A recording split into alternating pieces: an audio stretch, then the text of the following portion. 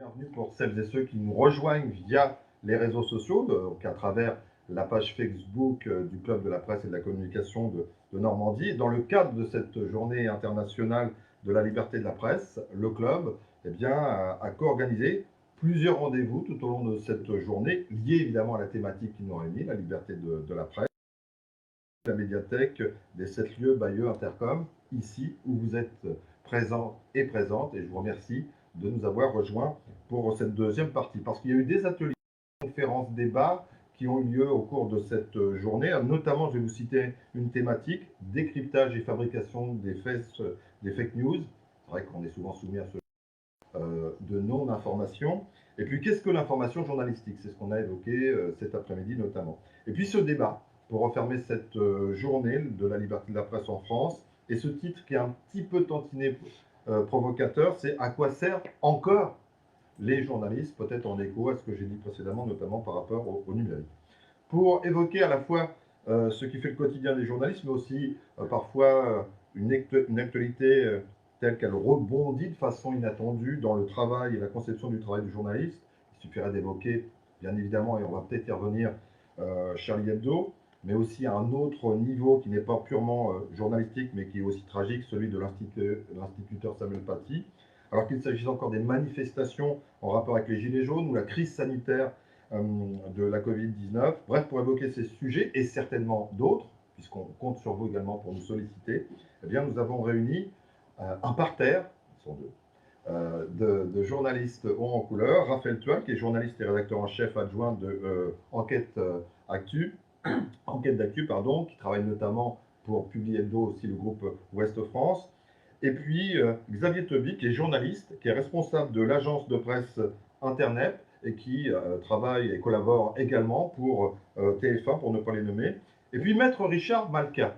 Maître Richard Malka, c'est l'avocat pour Charlie Hebdo et romancier scénariste, qui, comme vous l'avez constaté, n'est pas avec nous, ne sera pas en visio non plus, puisque, en fait, il avait non pas voulu décliner notre rendez-vous, mais il était déjà pris en amont sur une grosse conférence qu'il tenait aussi à assurer et assumer à Montpellier. Mais on va le retrouver dans quelques instants, de façon à pouvoir nous nourrir de ce que il va dire à propos de la liberté d'expression et de la liberté de la presse, parce que pour lui, les deux sont rattachés énormément. Donc, en termes d'ouverture, c'est un court reportage qui dure à peine 8 minutes 30, qu'on va visionner avec vous. Donc, on va aller s'installer avec vous pour pouvoir le regarder. Et ensuite, eh bien, mes collègues vont d'abord interréagir et puis ensuite pouvoir développer les thématiques qui sont sur est-ce que le journaliste est encore une valeur sûre ou à quoi sert-il encore. Donc, je vous propose d'accueillir maintenant Richard Malka, qu'on va saluer. Je vais dire bonjour et vous allez voir, liberté de la presse, liberté d'expression, c'est par cette thématique qui commence. Richard, je l'ai appelé comme ça, c'est à vous. Bonjour. Alors, la liberté de la presse, c'est une branche de la liberté d'expression, en fait. La liberté d'expression, c'est beaucoup plus large. Ça concerne tout le monde. Ça concerne moi, quand je m'exprime sur les réseaux sociaux, quand je donne une conférence, ça concerne les politiques, ça concerne des manifestants, ça concerne tout le monde. La liberté d'informer, c'est autre chose. Il y a des obligations particulières et il y a des droits particuliers. Quand on est journaliste, on a une fonction sociale. Qui est d'être un médiateur entre ce qui se passe dans la société, entre différents mondes et le public. On informe le public. Ça veut dire qu'on doit être protégé. Il y a le secret des sources, il y a une protection de la liberté d'expression particulière, mais on a aussi des devoirs. On doit investiguer de bonne foi, respecter le contradictoire, traiter des sujets qui sont légitimes, ne pas aller sur la vie privée, si possible. Voilà, donc c'est une branche qui est essentielle de la liberté d'expression. On est dans une situation très paradoxale, en fait. Jamais dans l'histoire de ce pays, et en réalité dans l'histoire de l'humanité, je pense, la liberté d'informer n'a été autant protégée, n'a autant existé. Judiciairement, toutes les garanties sont là pour que, enfin judiciairement, légalement, juridiquement, toutes les garanties sont là pour que les journalistes puissent travailler librement, pour que cette fonction, parce que ce n'est pas les journalistes qui sont importants, c'est la fonction qu'ils représentent, pour que cette fonction soit assurée. Et en même temps, la crise de l'information est terrible depuis quelques années. Alors ça se traduit de différentes manières. Il y a l'absence de crédibilité aujourd'hui du journalisme est quand même très inquiétante. Votre profession doit être la plus détestée après celle des politiques, pardon de le dire, avant les avocats. On ne vous croit plus. Tout le monde pense qu'il peut être journaliste sur les réseaux sociaux. On vient manifester devant les journaux, puis parfois on tue les journalistes aussi, les dessinateurs. Voilà. Vous parliez de la crise que traversent les journalistes, les médias en général depuis quelques années.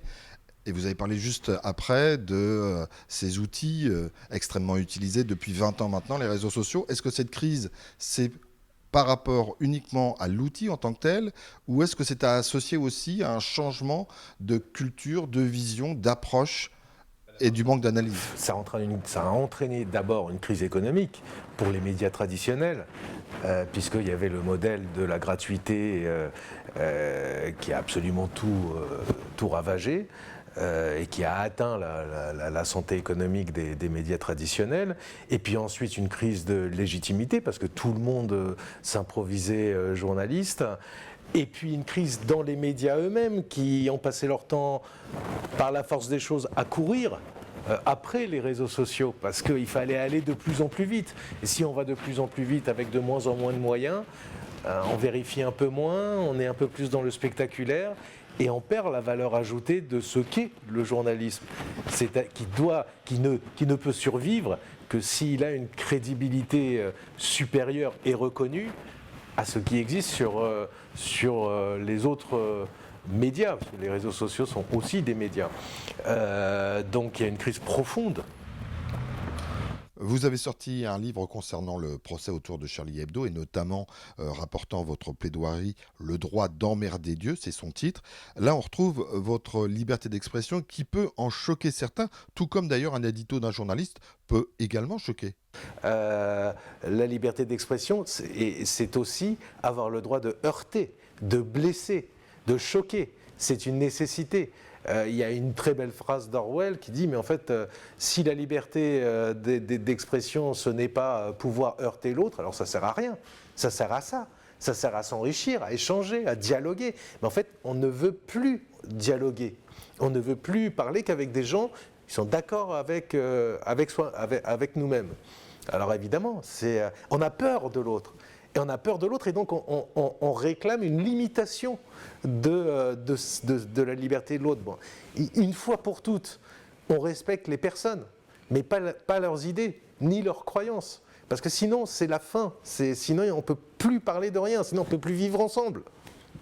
Alors, les journalistes qui sont là, entre autres, pour rapporter les faits, ont tout de même été confrontés, j'allais même dire, se sont retrouvés entre deux feux pour faire leur métier au moment de l'épisode Gilets jaunes, et on va y revenir si vous voulez bien. Mais là, j'aurais envie de dire que la liberté d'expression dont on parle depuis tout à l'heure et la liberté de la presse se sont quand même pas mal heurtées. Si on traite toute une catégorie de la population, on va parler clairement, c'est pour ça que vous venez me voir, c'est pour ma liberté de parole. Mais si pendant des décennies on considère et on traite toute une partie de la population de bouseux, à un moment ils ne vous écoutent plus, quoi. Et puis ils se révoltent. Alors les écouter, les comprendre, aller vers eux sur les sujets qui font mal. Voilà, moi je suis très européen, mais il y a des gens qui sont anti-européens. Il ne faut pas les traiter par le mépris. On ne peut pas leur imposer les choses en disant mais vous comprenez rien, puis c'est comme ça. Sur le sujet de l'immigration, sur le sujet de la sécurité, sur tous les sujets qui fâchent. En fait, on ne peut pas systématiquement dire qu'à 50% de la population, vous ne comprenez rien, vous êtes des bouseux, vous êtes des fachos, et puis c'est comme ça, et puis on va à la catastrophe. Ça ne veut pas dire faire ce qu'ils veulent, mais ça veut dire leur parler avec un peu d'écoute. Et puis dialoguer, encore une fois, dialoguer, y compris pour leur dire vous avez complètement tort, les faits sont ceux-là. Sauf que ce n'est pas le rôle du journaliste d'aller dire. Non, ça, c'est pas le rôle du journaliste. Là c'est le rôle du politique. Cependant, pendant le mouvement des Gilets jaunes, c'était depuis très très longtemps, la première fois depuis très longtemps, que des journalistes se faisaient attraper, molester. Ouais. Oui, mais là, il y a un rejet général de tout ce qui est institution. Et vous êtes identifié comme étant une institution. Voilà, on vous voit sur les plateaux, c'est tout ce qui est une institution et des gens connus. Donc ça, c'est assimilé à l'intelligentsia et aux élites, et donc rejeté. L'anti-élitisme, il y a des raisons, hein, je viens d'en parler, il y a des raisons parfois légitimes à cet anti-élitisme-là. Mais une société qui sombre dans l'anti-élitisme, là aussi, c'est une société qui va mal. On a besoin des élites, ça aussi, il faut pouvoir le dire. Et c'est une société qui sombre. Sauf qu'on a besoin d'élites, mais d'élites qui soient respectées. Et elles ne le sont plus. Richard Malka, dernière question. C'est la thématique de notre débat. À quoi servent encore, et je souligne le encore, les journalistes? Qu'est-ce que vous pourriez dire, non pas aux journalistes qui sont présents sur le plateau, mais à toutes ces personnes qui sont derrière, pour vous, à quoi servent encore les journalistes? À vivre libre. Mais vous êtes un rouage essentiel. Cette fonction est un rouage essentiel pour la préservation de nos libertés. Et elle doit se repenser. Elle doit s'adapter, elle doit se repenser. Il y a un devoir d'exigence, mais c'est crucial. C'est absolument crucial. Ça n'existe pas, une société de liberté, sans liberté d'informer. Liberté d'informer avec des devoirs. Ça va ensemble. Merci. Merci à vous. Une intervention relativement courte parce que le but c'est qu'on puisse interéchanger les uns les autres. On a réalisé la semaine dernière, hein, pour être en totale transparence, on avait plus du double de temps par rapport à ce que vous avez vu là, mais les autres parties étaient beaucoup sur la liberté d'expression et donc on était légèrement parfois hors sujet par rapport à la thématique qui nous réunit ce soir. Juste vous dire que Richard Malka, son premier souhait, c'était de devenir journaliste. Bon, il a raté sa vie, il est devenu avocat et il a retrouvé un peu cette passion de journalisme en fait quand il est rentré en 1992 comme avocat pour écrire les statuts de Charlie Hebdo. Et c'est à partir de ce moment-là qu'il a renoué un peu avec la mécanique médiatique et également on pourra peut-être l'évoquer avec vous si vous souhaitez, ce parent pauvre quelque part qui peut être le dessin de presse si jamais on doit l'évoquer. Alors messieurs, Raphaël, Xavier, par rapport à ce qui vient d'être dit par Richard Malka, qui dit aussi, c'est à vous les journalistes de repenser votre profession, c'est à vous aussi d'aller plus en avant, de façon à ce qu'on puisse savoir à quoi servent vraiment les journalistes. Alors il a balayé plein de choses, hein. Liberté d'expression, liberté de la presse, les réseaux sociaux, les grands groupes. Qui veut commencer? Raphaël, merci. Oui. Alors sur la confiance, donc on a perdu la confiance avec le public, ça pourrait être aussi rebâtir peut-être un modèle sur l'économie de la presse, parce que je pense qu'il peut y avoir là un trouble qui se fait entre à qui appartiennent les médias, qui les financent, et du coup ces interférences entre le monde économique et les journalistes, et ça il y a une crainte, je pense, de la part du public et des lecteurs et des auditeurs là-dessus. Donc voilà, je vois peut-être là une clé pour renouer cette confiance en partant de l'économie de la presse, en repensant tous nos systèmes de financement et de dissocier peut-être cette idée d'entreprise de presse. Donc on doit faire du profit, et comme plus personne pour la presse écrite ne nous lit, de moins en moins en tout cas, il y a une érosion telle qu'on ne sait plus quoi faire. Donc là, il y aurait une clé dans cette économie de la presse. Est-ce que c'est une économie de la presse au niveau national ou est-ce qu'également on retrouve cette vision au niveau plus local, plus régional? Est-ce que au niveau le journaliste a les mêmes pressions, j'allais dire, par rapport au groupement dans lequel il intervient? Oui, et aussi c'est aussi au niveau local, parce qu'il y a aussi une chose, c'est que là, Maître Malka parle beaucoup, quand on parle des médias et des journalistes, on parle de la presse nationale en fait, et on va parler de l'audiovisuel, de TF1 ou aller de BFM TV. Et alors qu'il y a toute cette partie de la presse et de l'économie de la presse qui sont les médias de proximité, Donc, et qui sont, pour répondre à ta question, oui, qui sont aussi concernés par ça, parce que on fait des choses aussi pas bien au niveau local, on subit des pressions et parfois on y cède. Et puis aussi, et aussi des pressions qui sont politiques et on cède, il y a une connivence aussi. Et donc des fois, à raison, on nous tape dessus et à raison, et on le voit, et des fois on le vit, parce on s'est compromis à des moments, oui. Xavier, est-ce que les journalistes sont les boucs émissaires des maux de la société? Oui, ils font partie des boucs émissaires, oui. Parce qu'on va leur reprocher tout ce dont on vient de parler, une certaine connivence avec les milieux politiques, mais il faut bien dire que la classe politique, c'est quelque chose de compliqué. Pour faire fonctionner un parti, voilà, tout le monde a le couteau entre les dents dans un parti politique, on l'a bien vu, on sort d'une élection politique. Donc c'est des gens qui sont très aguerris dans leur rhétorique. Et nous, journalistes, quand on a besoin d'aller chercher des informations avec eux, c'est toujours compliqué. Donc, pour revenir à la question, ouais, c'est compliqué. Mais C'est compliqué. des fois justifié quand même. Enfin, il me semble. On commence par se flageller, mais c'est pas Bah, faites-le avant qu'ils le fassent. Hein, ça sera ça de moi qu'ils auront à vous poser comme question. J'ai eu un exemple récemment alors, d'un ami dans un média de presse écrite, on va dire, qui est loin, qui est très loin d'ici. Mais par rapport à la relation qu'il y avait avec le président du département, on lui a fait comprendre qu'il ne fallait pas utiliser tel terme ou tel terme parce qu'il allait mal le prendre et parce qu'il y avait un contrat avec le département. Et donc on va exercer une censure sur un journaliste par rapport à des... Et on est en France, quoi.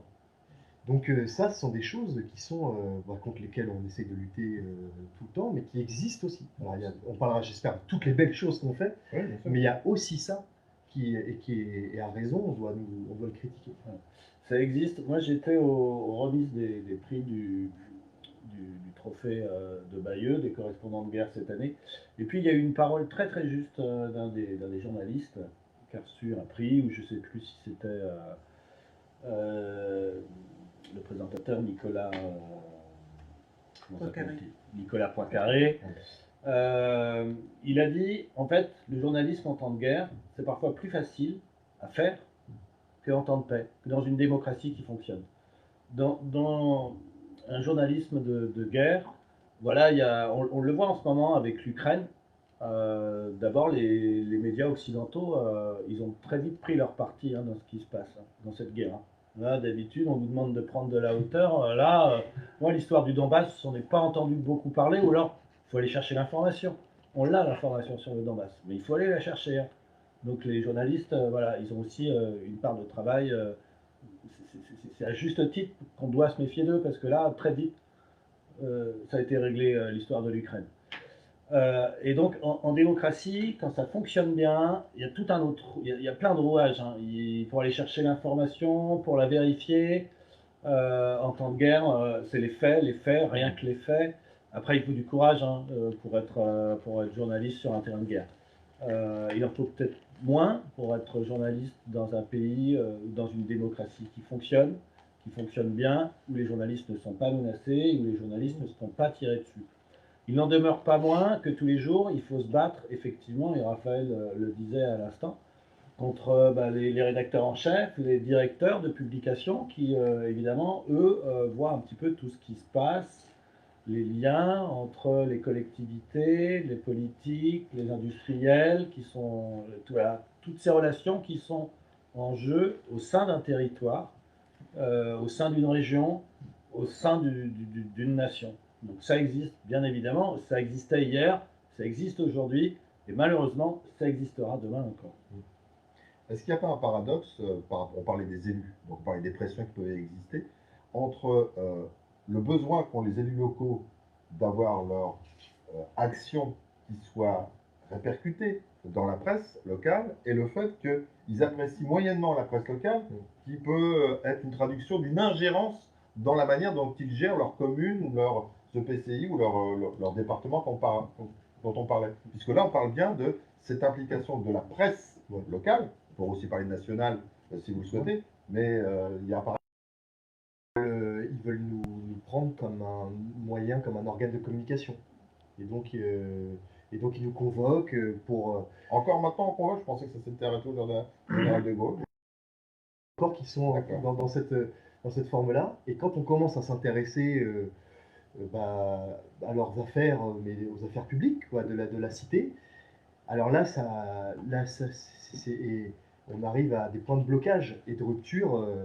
On peut avoir, moi j'ai vécu au conseil municipal, comment nous faire comprendre qu'on n'est pas les bienvenus, soit c'est pas ouvert pour nous, il n'y a pas de table pour la presse, par exemple on se retrouve dans une toute petite salle de conseil municipal dans un village, et puis bah, on se met où? Bah, on reste debout, ou on fait juste comprendre qu'on n'a pas à être là, on ne nous donne pas accès à des informations quand on les demande, et ça dans des tout petits villages, avec des espèces d'élus barons qui ont l'impression, enfin on gêne.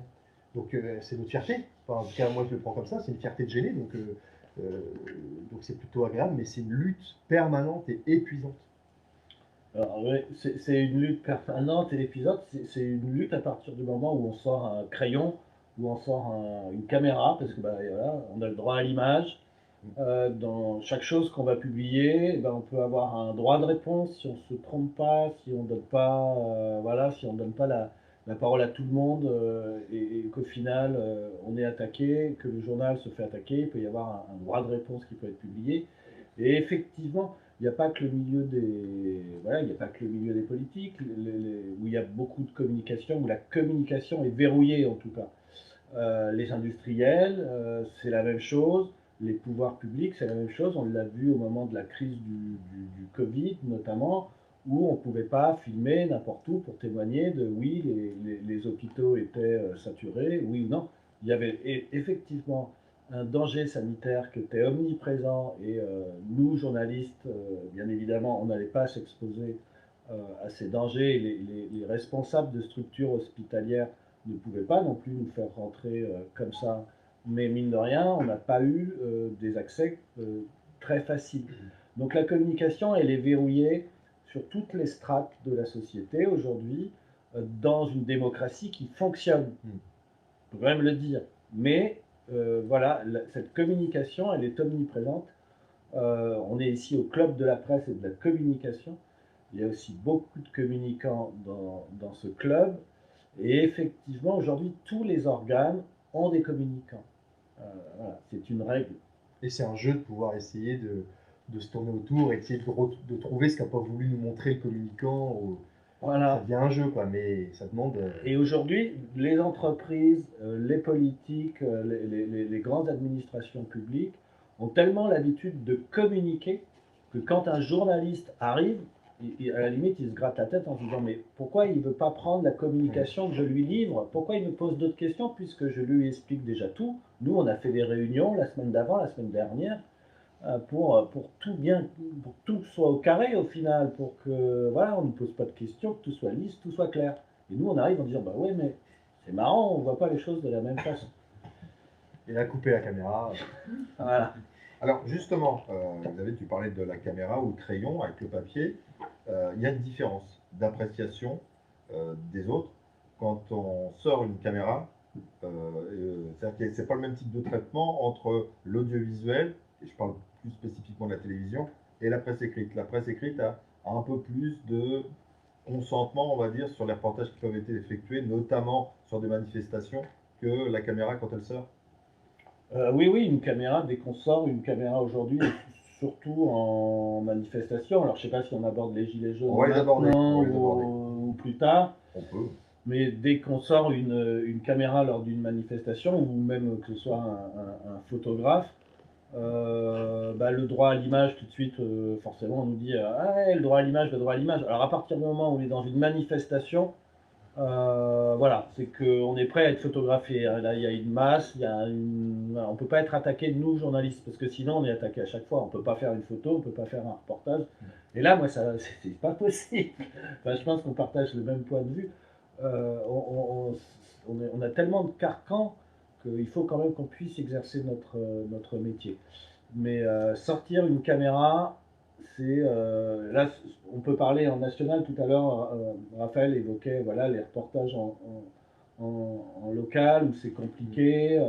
Et ben, en national, c'est exactement la même chose. Il y a assez peu de différence entre ce que peut faire un journaliste en local ou ce que nous, on peut faire quand on fait des reportages pour TF1. Voilà, les gens s'exposent. Alors, l'audience est un tout petit peu plus grande, mais le travail est similaire. Et puis, les gens font attention de toute façon à ce qu'ils disent, à la façon dont ils communiquent. Euh, on a la chance, quand on travaille en presse écrite, c'est que c'est plus facile de recueillir des informations, des renseignements. En télévision, il y a d'abord les contraintes techniques qui sont compliquées, et puis les gens n'osent pas toujours se livrer non plus. Ouh là là, c'est la télé, c'est compliqué. On va balayer encore deux, trois angles différents, mais à la suite de quoi, vous aurez toute l'attitude pour poser toutes les questions, hein. On ne va pas faire que une présentation du métier, des contraintes, de comment on le voit. On va interéchanger avec vous, c'est le but, bien évidemment. Xavier, tu as parlé des gilets jaunes. Alors, on va le prendre sous deux angles, si tu es d'accord. Le premier angle, c'est que peut-être ce qui s'est passé au tout début des gilets jaunes, j'allais dire, les journalistes de terrain n'avaient pas tout à fait la même appréciation de cette réalité que les journalistes parisiens. Où là, il y a eu un espèce de flottement entre ce que les journalistes de terrain pouvaient dire, attention, ça va péter, ça va partir dans tous les sens, et cette appréciation un peu plus relative au niveau national. Alors, je dis national, mais en fait, je vais dire parisien quand même. Bah moi, les gilets jaunes, ça devait être une semaine avant le premier acte. J'étais avec quelqu'un qui travaille à la sécurité sociale et qui me dit ah bah moi j'ai mis mon gilet jaune sur mon tableau de bord. Je dis pardon, de quoi tu parles? Ah oui, j'ai mis mon gilet jaune sur mon tableau de bord parce que bah, samedi, il y a toute une manif, il y a tout un truc, t'as pas vu sur Facebook Bah non, j'ai pas vu sur Facebook, moi personne m'en a parlé à la rédaction, hein. Donc qu'est-ce qui se passe? Donc voilà, une semaine avant, j'apprends qu'effectivement il y a plein de gens qui communiquent sur Facebook. À propos du prix de l'essence, il y avait la revendication des 80 km/h, il y avait les motards qui étaient là sur les premiers actes, etc. Donc c'est comme ça que je suis rentré dans les Gilets jaunes. Et effectivement, 6 jours, ou une semaine, 6 jours ou 7 jours après, je me suis retrouvé sur une barrière de péage à Dozulé pour faire des images des convois sur le périphérique où je ne sais plus si c'est le premier acte, le deuxième acte ou le troisième acte, où assez vite je me suis aussi chauffé avec quelqu'un qui avait un gilet jaune. Et puis assez vite, je sais plus, je pense 3, 4 samedis de manifestation, TF1 a commencé à nous dire est-ce que vous voulez des gardes du corps? Alors moi j'avais eu une fois un garde du corps, c'était pour la finale de la Coupe du Monde, je ne sais plus laquelle, ou devant la liesse générale, c'était compliqué de travailler sans avoir un garde du corps, donc on avait dit ok, c'était plus pratique, il n'y avait pas d'agressivité, mais c'était plus pratique. Là par contre, TF1 nous a dit est-ce que vous voulez des gardes du corps? Parce qu'il y a des gens qui se sont fait agresser de manière violente. Il y a notamment une équipe, alors c'était l'acte 9 ou l'acte 10, je ne sais plus, une équipe de LCI, qui est une chaîne du groupe TF1, qui s'est fait agresser à Rouen. Il y avait 2 gardes du corps, il y avait 2 journalistes, dans des conditions voilà, qui sont celles qu'elles sont, mais en tout cas, il y a un garde du corps qui s'est fait rouer de coups. Et au début, l'équipe s'est un petit peu fait agresser, c'est pour ça que le garde du corps, à un moment donné, a dû dire bon, je vais essayer de faire mon boulot pour que eux puissent travailler. Parce que l'idée, c'était aussi celle-là. Donc, pour revenir aux Gilets jaunes, effectivement, la perception parisienne à ce moment-là, elle était très dérangeante parce que nous, dans les rédactions, on l'a tous vu, je pense, à la télévision, on a eu beaucoup de plateaux d'experts où on avait des gens qui disaient mais on n'a pas compris le mouvement, on ne savait pas que ça existait, on ne comprend pas, ces gens-là ne sont pas fédérés, il n'y a pas de leader politique derrière. Alors petit à petit, on a vu des leaders émerger au bout de 5 semaines, 6 semaines, des gens qui s'exprimaient mieux, des gens qui avaient des capacités de rhétorique, qui ont été invités sur les plateaux, puis petit à petit, voilà, le mouvement s'est fédéré, mais au départ, c'était un mouvement complètement spontané et qui échappait complètement à l'intelligentsia parisienne, au rédacteur en chef parisien. Ils ne comprenaient pas. Et puis surtout, quand on vit à Paris, qu'on prend le métro tous les jours, on ne peut pas comprendre quelqu'un qui utilise sa voiture pour faire 50 km et qui est payé au SMIC. Là, il y a quelque chose qui... Voilà. Oui, sur cette fracture, peut-être, moi par exemple, j'étais persuadé que ça n'allait pas prendre comme mouvement. Donc Nostradamus, c'est pas moi. Et donc le premier samedi, mais à la différence peut-être, donc j'avais dit à la rédac, c'est sûr ça va pas prendre, mais j'y vais, donc je suis à 5 h du matin là sur le rond-point, et puis on voit, par contre à la différence peut-être avec ce que tu décris, que je connais pas là sur l'intelligence parisienne, en tout cas les rédacteurs en chef parisiens, c'est que très vite en fait on est en prise directe parce qu'on a des gens dans notre famille, on a nos voisins, et donc là on comprend en fait très vite ce qui se passe, et donc on est en prise beaucoup plus peut-être en local qu'avec toi, ta rédaction parisienne. Et alors, et aussi une différence aussi dans ce pays, c'est que effectivement les médias nationaux sont à Paris. Mais ce qui n'est pas le cas dans d'autres pays européens, où on peut avoir des médias nationaux qui sont dans des grosses villes, comme on pourrait avoir Le Figaro à Bordeaux, Libération à Marseille. Et ça pourrait aussi complètement tout changer. Là, c'est que tout est centralisé et les médias nationaux sont à Paris, parce que tout est à Paris, c'est comme ça. Donc là aussi, c'est aussi dans la structuration du monde médiatique français. Donc c'est quand même très particulier à la France. Autre thème, sans spécialement aller dans le sens à quoi servent les journalistes, hein, c'est la phrase sous-entendue dans la thématique principale de la liberté de la presse. À quoi servent les journalistes? Bah, ils servent aussi parfois à dévoiler certaines informations qui peuvent intéresser tout le monde et qui ne sont pas toujours faciles d'accès. Et on va prendre l'exemple, alors on parlera du Brisel, puis on va parler tout d'abord, Xavier, de ce reportage que tu as été effectué. Raphaël. Et un miroir. Xavier, Raphaël. Michel. C'est Michel? Oui, fais-moi l'uni. Raphaël, le reportage que tu as pu effectuer en immersion. Qu'est-ce que j'ai fait? Parmi les dockers. Enfin, c'est pas au début parmi les dockers, c'est sur un trafic. Oui, et tu vas t'immerger dans un monde, et là c'est un peu chaud. Oui, avec donc la drogue et les dockers. Voilà. Je préfère que ce soit lui qui le dise s'il y a des représailles. Oui, oui, bon, on s'est intéressé à comment le Havre était devenu cette porte d'entrée de la coke en France. Donc il a fallu il a fallu se confronter à un monde qui est complètement opaque. Et il y avait des choses nouvelles qui arrivaient, c'est que les dockers se faisaient enlever, ils se faisaient torturer, jambisés, torturer, puis ils se faisaient des coups de balles, des balles dans la jambe. Et donc aussi il y avait une grande peur de la part du monde des dockers et des agents du port, parce que il y avait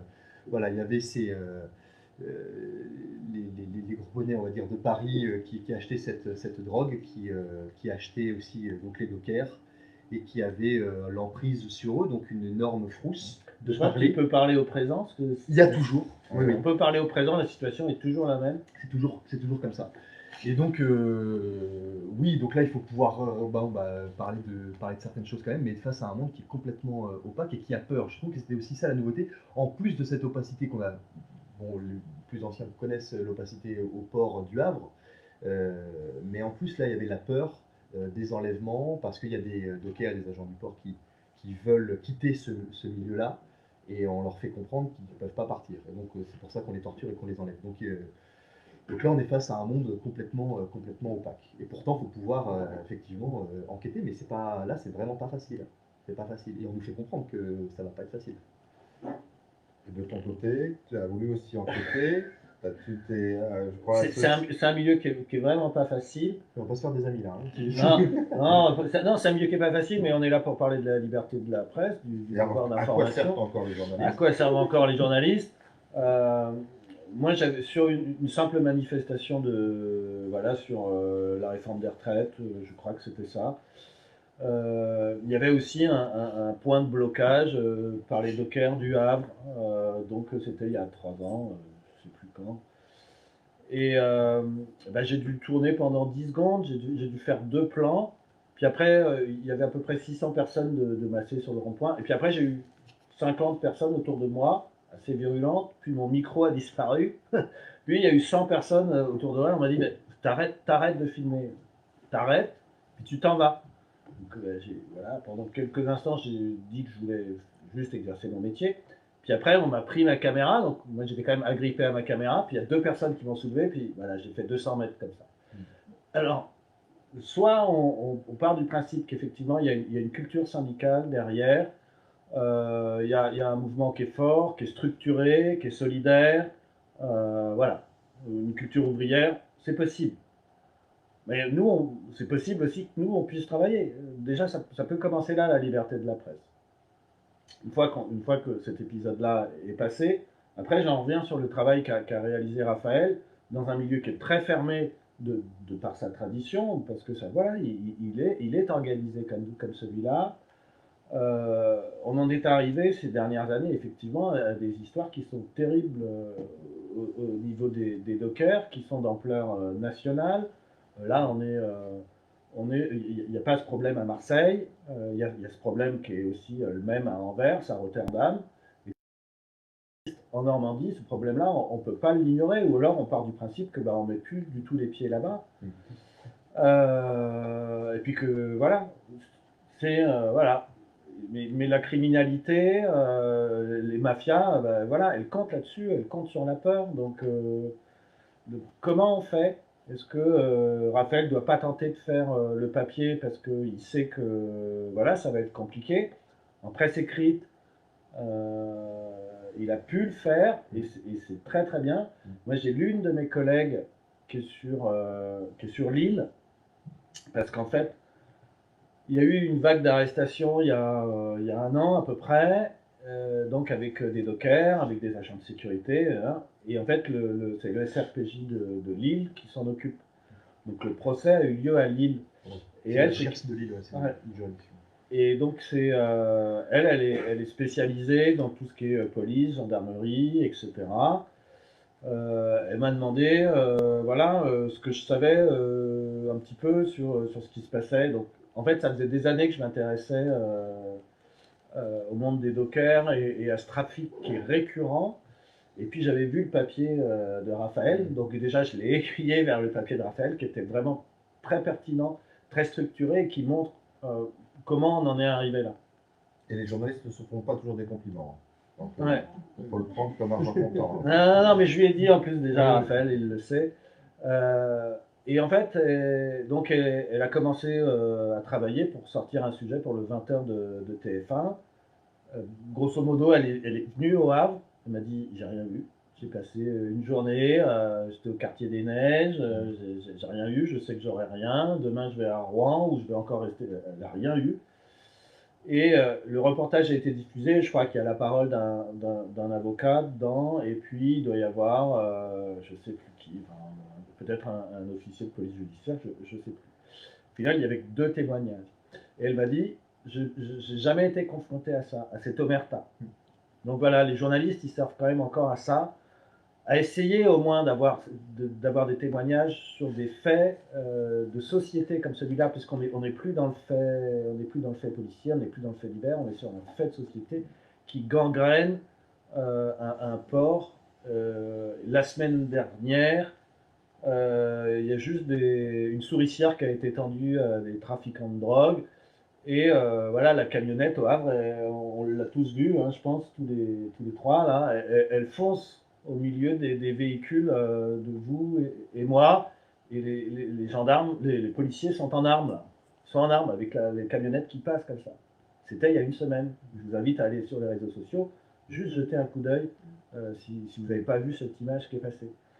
Voilà à quoi ça sert encore les journalistes, à essayer de prendre de la hauteur sur des faits comme celui-là, à pas dire c'est tous les dockers qui sont concernés. Non, non, il y a une petite partie des dockers qui sont dans cet engrenage, parce que c'est un engrenage. Alors, on a parlé des syndicats, on a parlé des mouvements spontanés, on a parlé là de trafic de drogue. On va refermer cette partie où se justifie le travail d'enquête et d'investigation des journalistes par rapport, et c'est le témoignage en amont de Maître Malka par rapport à ce qui s'est passé chez Charlie Hebdo. Il n'y a pas encore si longtemps, une présentatrice journaliste de M6 a reçu des menaces de mort, de pression, parce qu'un reportage avait été tourné à Roubaix avec quelqu'un qui l'a aidé à aller dans une rue pour montrer tel magasin. Et là, il y a eu des pressions énormes de la part de communautés qui n'ont pas accepté que ça soit tourné, et notamment sur M6, hein, ils l'ont même précisé, pour eux, voilà.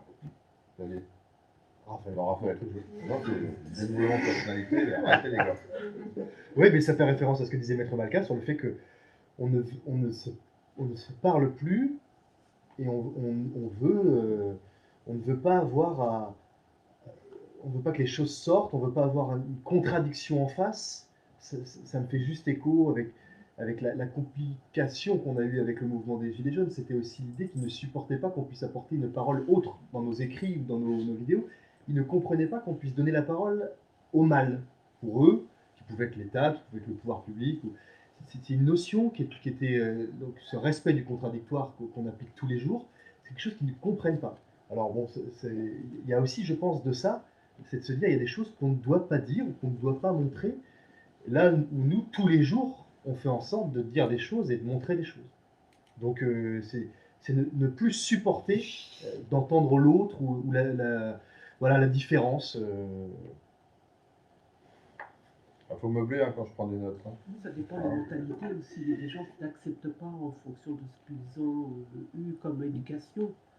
Et ils n'acceptent pas qu'on dise certaines choses, alors Oui. que ça passe plus pour des jeunes de 20 ans, 30 ans. Mais ça peut sembler beaucoup plus général que de la génération. Ou, oui, là ça semble quelque chose qui vraiment qui gangrène et qui porte atteinte à notre profession, à nos libertés et au fait qu'on ne se comprenne plus. Certainement que les réseaux sociaux y sont pour beaucoup. Certainement. On est cantonné à à ce retour à soi-même, constamment, à nos propres opinions, et bon, et donc du coup à nos communautés aussi. Et cette archipélisation de la société décrite, je crois, par Jérôme Fourquet, c'est à peu près ça, c'est qu'en fait on vit à côté. Xavier. Oui, merci Raphaël. Tout ça, Non, Et on peut pas effectivement, le- il y a la culture des réseaux, il y a la culture des écrans de télévision, de la radio. En fait, on s'informe beaucoup, on débat plus beaucoup. Je On pense consomme de on l'information. consomme de l'information. Je pense qu'au lendemain de la Seconde Guerre mondiale, ça fait quand même 70 ans, les gens avaient le souhait de plus jamais revivre des choses comme ça, ils avaient le souhait de vivre ensemble et de débattre, même s'ils n'avaient pas les mêmes opinions politiques. Ils avaient vu ce que pouvait générer des opinions divergentes et jusqu'à quel point. Aujourd'hui, on a oublié, on a oublié un petit peu tout ça. On est tous orientés vers nos centres d'intérêt, suivant qu'on aime le jardinage, le cinéma, faire du vélo, et on en oublie un petit peu d'être curieux. Et les journalistes, c'est avant tout des gens curieux, donc ils sont encore là justement pour normalement faire réfléchir la société à tout ce qui se fait à côté, qui peut être nouveau, qui pourrait apporter du bien aux gens. Vous avez ouvert le bal de la question spontanée, vous avez bien fait. Les autres vont vous emboîter la voie, si je puis dire. Eh bien, merci. Allez-y, posez toutes les questions qui vous viennent à l'esprit. Tout est intéressant, bien évidemment.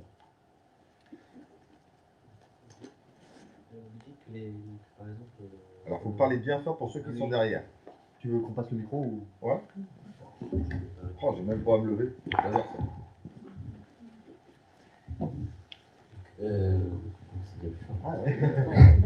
Donc vous dites que par exemple les mouvements des Gilets jaunes donc, ne comprennent pas qu'on puisse avoir comme ça un débat, ne sont pas aptes à recevoir, comment dire, à confronter nos avis et donc à avoir des avis différents.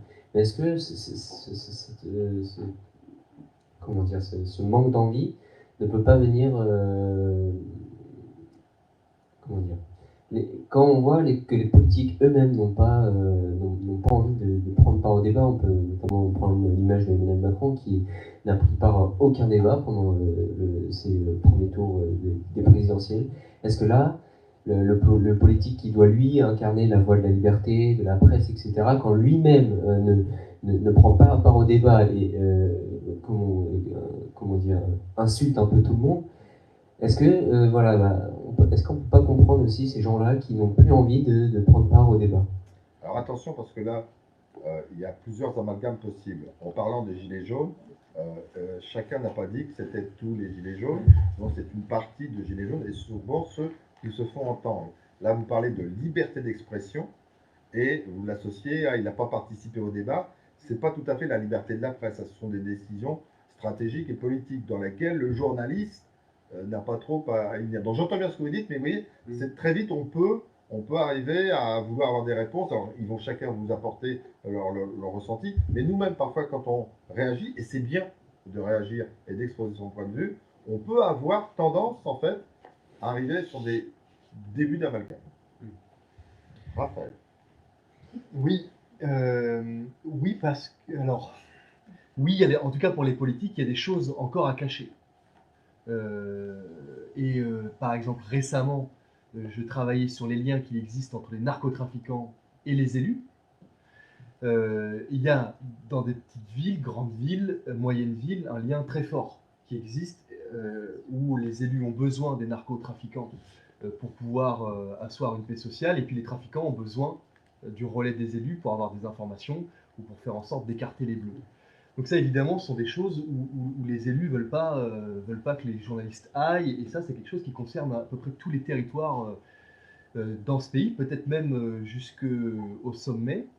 Donc ça, ce sont des liens où nous, en tout cas, on nous ferme la porte. Et des fois, ils sont révélés, évidemment. Il y a eu des villes, Bagnolet, Saint-Denis ou Aubervilliers, voilà, des villes où tout ça a été mis en lumière. Donc si ça peut répondre, ou en tout cas les politiques, oui, se retrouvent à des moments donnés ou encore ont des choses à cacher. Et là, c'est le rôle de la presse que de pouvoir continuer à les interroger là-dessus. Après, concernant les Gilets jaunes, je pense que c'était plus pour ceux qui ont exprimé ce désaccord, c'était plus une vision, ils ne comprenaient plus, enfin, leur vision était binaire, pour ceux qui exprimaient cette idée-là. Leur vision était binaire, il y avait le bien, il y avait le mal, et cette idée de contradictoire, cette nuance de gris que la presse apporte bien souvent, c'était quelque chose qui n'était pas compris, parce qu'il y a un moment donné, il faut quand même comprendre qu'on était en grise. Hein. À Rouen, j'ai vécu des scènes qui me semblaient, moi, être des scènes de guerre civile. Hein. Vraiment, on a flippé, quoi. Donc, la crise a fait que ça a exacerbé un petit peu ces camps-là. Voilà, ça a échauffé un peu tout le monde. Et donc, nous, on était là avec nos questions, à essayer de nuancer les choses. C'était pas compris, quoi.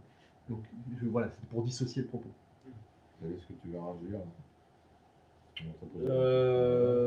Non, je pense que, on l'a peut-être déjà dit, mais il y avait vraiment, dans le mouvement des Gilets jaunes, il y avait des gens qui étaient d'horizons très, très diverses au départ, donc avec des revendications qui étaient vraiment différentes les unes des autres. Même pour les hommes politiques, c'était pas forcément simple de comprendre un petit peu. Alors, il y avait des grandes lignes, hein, bien évidemment, hein, mais après, comment en retirer quelque chose qui soit utile pour la société, ça ne peut pas se faire du jour au lendemain. Il faut pouvoir digérer le mouvement, tirer des grandes lignes sociales. Et ça, Macron, il a essayé de le faire. Après, je crois, de mémoire, il y a eu ces 2-3 grandes réunions où il y avait beaucoup de gens de la société qui étaient invités pour justement l'interroger. Mais au départ, cette défiance vis-à-vis de la presse, de la part des Gilets jaunes, voilà, on en revient un petit peu à ce qu'on disait au départ, c'est-à-dire que entre les grands groupes industriels qui voilà, ont racheté des titres de presse, effectivement, il reste des grands groupes de presse comme Ouest France, comme Sud-Ouest, La Voix du Nord, etc., Paris-Normandie.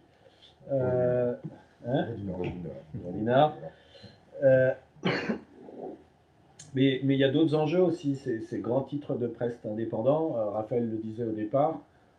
Voilà, il y a des enjeux avec les industriels locaux, il y a des enjeux avec les politiques locaux. Donc, à chaque fois, de toute façon, le journaliste, c'est un médiateur, moi j'ai envie de dire. C'est pas un juge, c'est pas un flic, c'est pas un homme politique, c'est pas un chef d'entreprise. C'est pas un moralisateur. C'est pas un moralisateur, c'est un médiateur. Pour moi, il y a dans la société, hormis les journalistes, il y a juste une caste qui arrive sans communicants, sans rien, c'est les associations. Pas toutes, hein, mais les associations, pour nous, c'est du pain béni quand on fait des reportages avec les associations, parce qu'on n'a pas un discours avec un communicant qui arrive, clac, clac, clac, clac, clac, c'est comme ça et c'est pas autrement. Voilà, j'ai un peu dérivé sur les associations, mais... Oui, parce que pour le mouvement des Gilets jaunes, il y avait quand même une envie c'était quand même une envie de participer. Ah, et ils se sont quand même, il y a quand même eu des choses extraordinaires dans ce mouvement démocratiquement. Donc, il faut aussi le soulever. Donc, ils avaient envie de prendre part au débat, mais peut-être pas avec nous. Et ensuite, avec un amalgame qui a été fait, il m'a semblé que c'était énormément la confusion. Enfin, moi, on a cru que je gagnais des trucs, des sommes de fou, quoi. Donc, oui, là, il y avait l'amalgame avec les plateaux télé et les éditorialistes, parce que c'est voilà, dans notre profession, c'est quelque chose de bien à part. Et donc, on nous assimilait avec les gens qui voyaient à la télé de façon continue, parce qu'ils critiquaient, mais en même temps, ils regardaient tout le temps les mêmes chaînes d'information en continu. Et là où on ne voit que des gens qui n'y connaissaient strictement rien et qui parlent pour meubler et qui disent des choses que même nous, journalistes, bon, et que même des fois des reporters de la même chaîne se trouvent scandaleux et ils se retrouvent à porter le même micro que le gars qui vient de parler. Donc il y avait cette...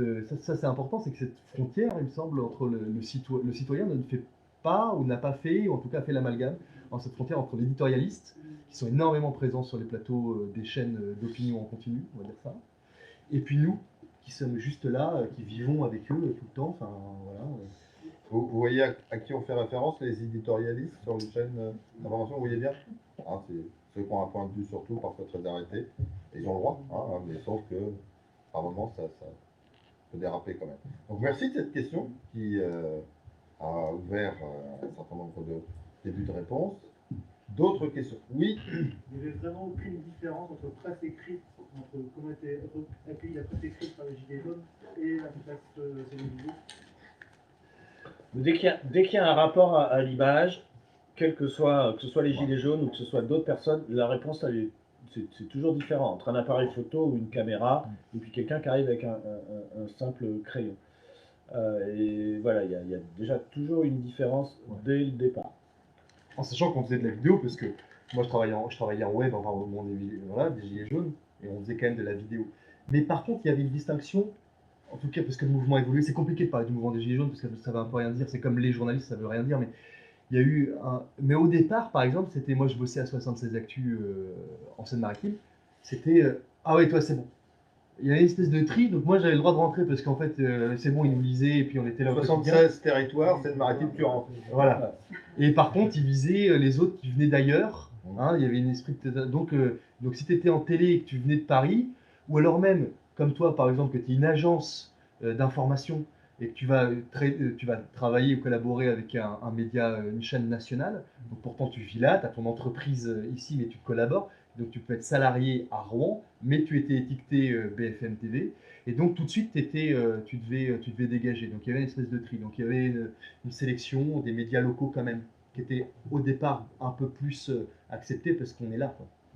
Et je crois que vous avez raison par rapport à votre question, c'est que le papier ou le crayon, comme disait Xavier, c'est plus incognito que effectivement la caméra. Cela dit, la presse écrite ne vit qu'à travers le web, grâce au numérique et aux images qui y sont diffusées. Donc en fait, on se cache un peu la face, c'est-à-dire qu'on peut sortir le téléphone portable avec tous les gigas qui fonctionnent bien et qu'on va pouvoir utiliser. Donc c'est presque, j'allais dire, un prétexte que de taper sur la caméra, parce qu'on la voit. En fait, on voit la caméra, on voit le logo qui est dessus, donc on y va. Est-ce qu'il va falloir aller avec systématiquement son smartphone pour filmer en étant du média national? On peut se poser la question aussi, c'est une autre démarche. Après, j'ai le souvenir que dans la couverture, par la presse écrite des Gilets jaunes, il y avait vraiment la parole qui était beaucoup laissée aux gens qui étaient sur place. Et de par le format télévisé qui est toujours beaucoup plus court, beaucoup machin, et bien évidemment, je pense que le pire c'était BFM. Vraiment, beaucoup c'était que les violences, les machins, les trucs, et puis il n'y avait rien du tout sur l'expression des enfants. Je pense que là, le format télé a été face à... Le format télé quand on n'est pas dans un documentaire ou dans un magazine, hein, parce qu'il y a aussi des journalistes qui font des documentaires du magazine, donc on va faire une actualité quotidienne. Quand vous vous levez le matin, voilà, vous mettez la radio ou vous mettez la télé, peu importe, si vous avez envie d'avoir quand même les infos rapidement. Vous n'avez pas envie de vous cogner un documentaire à 7 h du matin et de partir sur... On est d'accord. Donc il en faut aussi de la presse comme ça qui, le matin, vous permettent de vous informer de manière rapide. Alors certes, c'est synthétique, certes, parfois c'est réducteur, mais il faut aussi ce type de presse. Et on le disait tout à l'heure, aujourd'hui, les réseaux sociaux font du mal parce que quand on tend un micro, les gens peuvent avoir l'impression que c'est une libre antenne aujourd'hui. Un journaliste, non, c'est pas une libre antenne, il va faire des choix. Il va faire des choix pour retenir des sons qui lui semblent intéressants et pertinents pour que le matin, quand vous vous leviez, quand vous lisez sur votre smartphone ou quand vous regardez la télé, que vous vous disiez « Ah ouais, l'information, elle est bien parce que bah, en 1 minute, j'ai compris tout ce qui s'est passé hier. » Donc on est obligé de faire des choix. Et puis bah, les choix, ça plaît pas. Vous faites des choix tous les jours, vous aussi, hein, et ça plaît pas à tout le monde. Bah, nous, c'est pareil. Et ça, c'est hyper important parce que c'est aussi venu de là. Il y a les médias gilets jaunes, hein, ceux qui sont nés, parce que ils nous disaient très souvent, mais oui, mais vous coupez, vous allez couper ce que je vais dire. Faites du montage, vous allez pas retenir du contexte. Très souvent ça. Et donc là, qu'est-ce qu'il nous reste? Il nous reste notre professionnalisme, c'est de se dire oui, on va couper, on va faire du montage, mais parce qu'on va prendre ce qui nous semble plus juste. Et ça, c'était pas compris. Donc là, ce divorce-là, il était flagrant à ce moment-là. Mais pour autant, est-ce qu'on va fracasser la gueule de reporters, quoi? Non, mais, donc, parce qu'on peut être d'accord, qu'on soit en désaccord, mais évidemment qu'une ligne éditoriale d'un média ne soit pas comprise ou qu'on soit en désaccord, mais évidemment, et c'est plutôt ça, que Valeurs Actuelles puisse écrire, que l'Humanité puisse écrire, que BFM ou CNews puissent parler. Mais il faut se battre pour que chacun puisse dire ce qu'il a envie de dire. Et on a une presse incroyable avec des presses associatives, vraiment, il y a une multitude de choses. Mais ce désaccord ne justifie pas, ou en tout cas doit nous obliger à comprendre quand même ce qui s'est passé, parce qu'on nous a craché dessus, on nous a poursuivis, voire frappés. Donc c'est quand même quelque chose, il faut quand même qu'on comprenne. Si. Quand je dis merci, ça ne veut pas dire que vous n'avez pas le droit de reposer des questions. Hein. Chacun peut reposer toutes les questions qu'il souhaite, ou demande des précisions, ou faire part de votre témoignage aussi. Ça peut effectivement nous amener à nous d'interagir avec vous.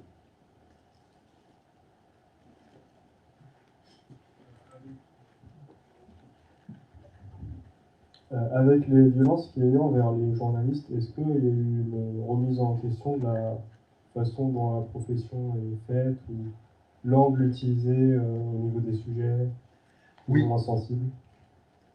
Oui. Oui. J'essaie de faire le tri. Par exemple, on a très vite compris, alors pour ce qui était de ma crèmerie à 76 Actu, on avait des points avec la préfecture, par exemple, tous les jours, enfin tous les samedis, et puis après, je ne sais plus, tous les jours, je crois. Et là, on a très vite compris que des fois, on faisait des articles exclusivement avec la préfecture. Et donc là, on faisait du journalisme de préfecture. Et on a compris que ça gênait. Et donc, on s'est remis en cause là-dessus, en débat interne. On s'est dit, mais c'est vrai, après tout, l'État était en pleine propagande. C'était pas normal, là, de faire que le point de vue de l'État. Donc oui, ça a amené ça, c'était pour une partie de réponse. Et puis, par exemple, on a créé ensuite un club, on a créé une page Facebook privée, parce qu'on s'est dit, mais tellement on ne nous connaît pas, on va expliquer les coulisses, et puis on va faire en sorte qu'il y ait une communauté à Rouen, sur Rouen, de faire une communauté de nos lecteurs, qui puissent nous alerter ou nous critiquer aussi sur des choix de sujets, des choix de titres, parce que c'est au quotidien. Bon, évidemment, il y a les Gilets jaunes parce que ça nous a beaucoup marqué, mais tout ça, c'est au quotidien. Et on s'est dit, mais ils ne nous connaissent tellement pas qu'il faut qu'ils puissent nous interpeller dans un cadre respectueux, qui était cette page-là. Et puis bon, j'étais assez déçu parce que finalement, ça n'a pas énormément fonctionné au niveau de l'interpellation. J'aurais beaucoup plus aimé qu'on nous dise, mais pourquoi ce choix-là? Pourquoi ce titre? Parce que des fois, c'est fait à l'arrache, des fois, effectivement, ça peut être critiquable, et puis c'est bien, et puis on peut se remettre en question. Donc on était prêt, en tout cas, à se dire, il faut qu'on revoie comment on appréhende des sujets, et aussi comment le public nous perçoit. Parce qu'on est 34 000 cartes de presse, il y a peut-être plus de journalistes parce qu'il y en a qui ne sont pas de cartes de presse, mais on est une profession. On est extrêmement présent, finalement, Mais on nous confond, moi journaliste local, quand on parle de journalisme, j'ai jamais l'impression qu'on parle de mon métier en fait, parce qu'on parle tout le temps du métier audiovisuel national. Et pourtant, on vit dans ces territoires et je me dis, mais on ne connaît pas, on ne connaît pas. Et donc là, je me dis, il y a un lien qu'il faut renouer, et peut-être encore qu'il faut continuer à renouer et puis d'où notre présence aussi là, avec vous, c'est de se dire, voilà, on ne connaît pas assez.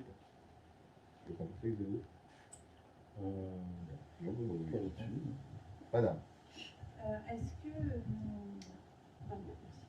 Est-ce que du coup, effectivement, pour faire connaître la profession, ce pourquoi voilà, ça existe, est-ce qu'au niveau de l'éducation, il n'y a pas quelque chose peut-être à revoir? Enfin, je ne sais pas si dans les écoles, dans les collèges, dans les lycées, il y a encore suffisamment peut-être l'éducation justement à la liberté d'expression, à qu'est-ce que c'est que la presse, à qu'est-ce que c'est que la presse écrite.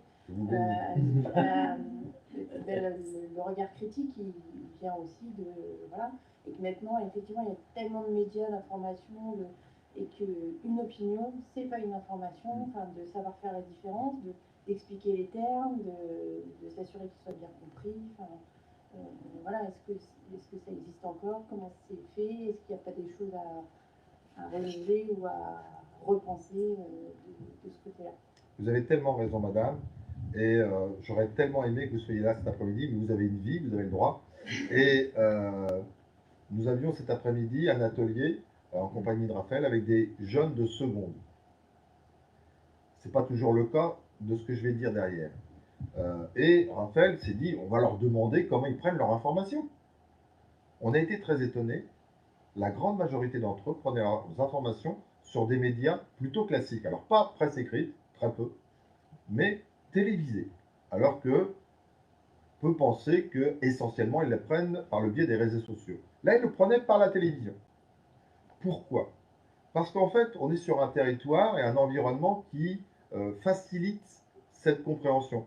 À Bayeux, il y a très régulièrement le territoire est nourri par cette considération de la liberté de la presse. Vous avez à Caen le mémorial pour la paix avec des plaidoiries qui vont... On a un territoire, je suis pas en train de dire que l'ex-Basse-Normandie est un bon territoire de sensibilisation par rapport à, n'empêche que l'environnement favorise. Donc vous avez raison, il faut continuer. Il y a des endroits qui sont plus propices que d'autres, avec des étudiants qui ont réagi, et vont dire, prends un reportage, va interviewer le proviseur, va ceci, va cela, tu as ton collègue qui revient d'Australie, parle...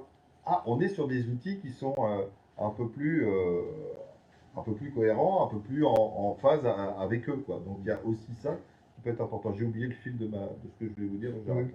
Mais oui, Je pense que les Ouais, oui, bien sûr. pour bien comprendre le métier, pour différencier aussi les différents médias et bien comprendre. Ouais. Oui, parce que comme il y avait Richard Marquez, ça me fait... Mais quand il y avait la minute de silence à Charlie Hebdo, quand on est allé dans les lycées pour filmer ou photographier cette minute de silence et qu'il y avait des élèves qui ne respectaient pas cette minute de silence, on a pu voir le gouffre et le mal.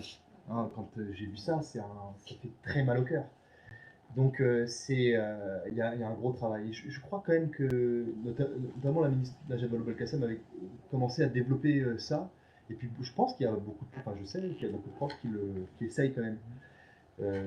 Et à nous, journalistes, de sortir plus peut-être de nos rédactions et de montrer qu'on n'est pas des éditorialistes, qu'on ne vit pas à Paris, parce qu'il y a besoin ça, d'essayer de voir qu'on est juste les mêmes et qu'on est un tiers, on est une interface, un média. En fait.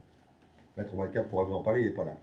Mais il m'a confié 2-3 trucs que je pourrais vous renvoyer si vous souhaitez. Cela dit, je mettrai un bémol par rapport à ce qu'a dit Raphaël, par rapport aux jeunes qui ne respectaient pas la minute de silence. C'est vrai, parce qu'on peut supposer qu'ils ont été soumis dans un environnement particulier où c'est juste de la provocation par rapport à un ordre de l'enseignant, du directeur d'école. Mais à côté de cela, moi j'ai très mal vécu le fait que dans les niveaux primaires, c'est-à-dire, je ne parle pas des maternelles, mais je l'ai vu dans des maternelles, voire dans les petites sections de primaire, qu'on ait parlé, que les enseignants aient parlé de cela avec toute la gravité, j'allais dire leur responsabilité, parce qu'ils étaient choqués. Moi, j'avais ma dernière fille qui revenait, elle m'a dit, papa, on n'a plus le droit de dessiner, c'est dangereux. C'est-à-dire qu'en fait, l'assimilation par rapport à ça, Charlie Hebdo, tout le monde disait Charlie, ma petite était persuadée qu'on avait tué un petit garçon, qu'on tuait les enfants qui crayonnaient. Donc, à la fois, il y avait cette, je comprends, cette envie de sensibiliser les jeunes, mais il y a aussi la distance à faire par rapport aux plus jeunes qui peuvent avoir aussi, peuvent faire un amalgame ou une répulsion par rapport à ça. Donc, c'est pour ça que je mets juste un petit bémol par rapport à, évidemment qu'il faut les sensibiliser, évidemment que les enseignants sont là pour les accompagner, et évidemment, par moments, ça dérape, Samuel Paty, qui réutilise des dessins de presse et qui se fait égorger au nom de.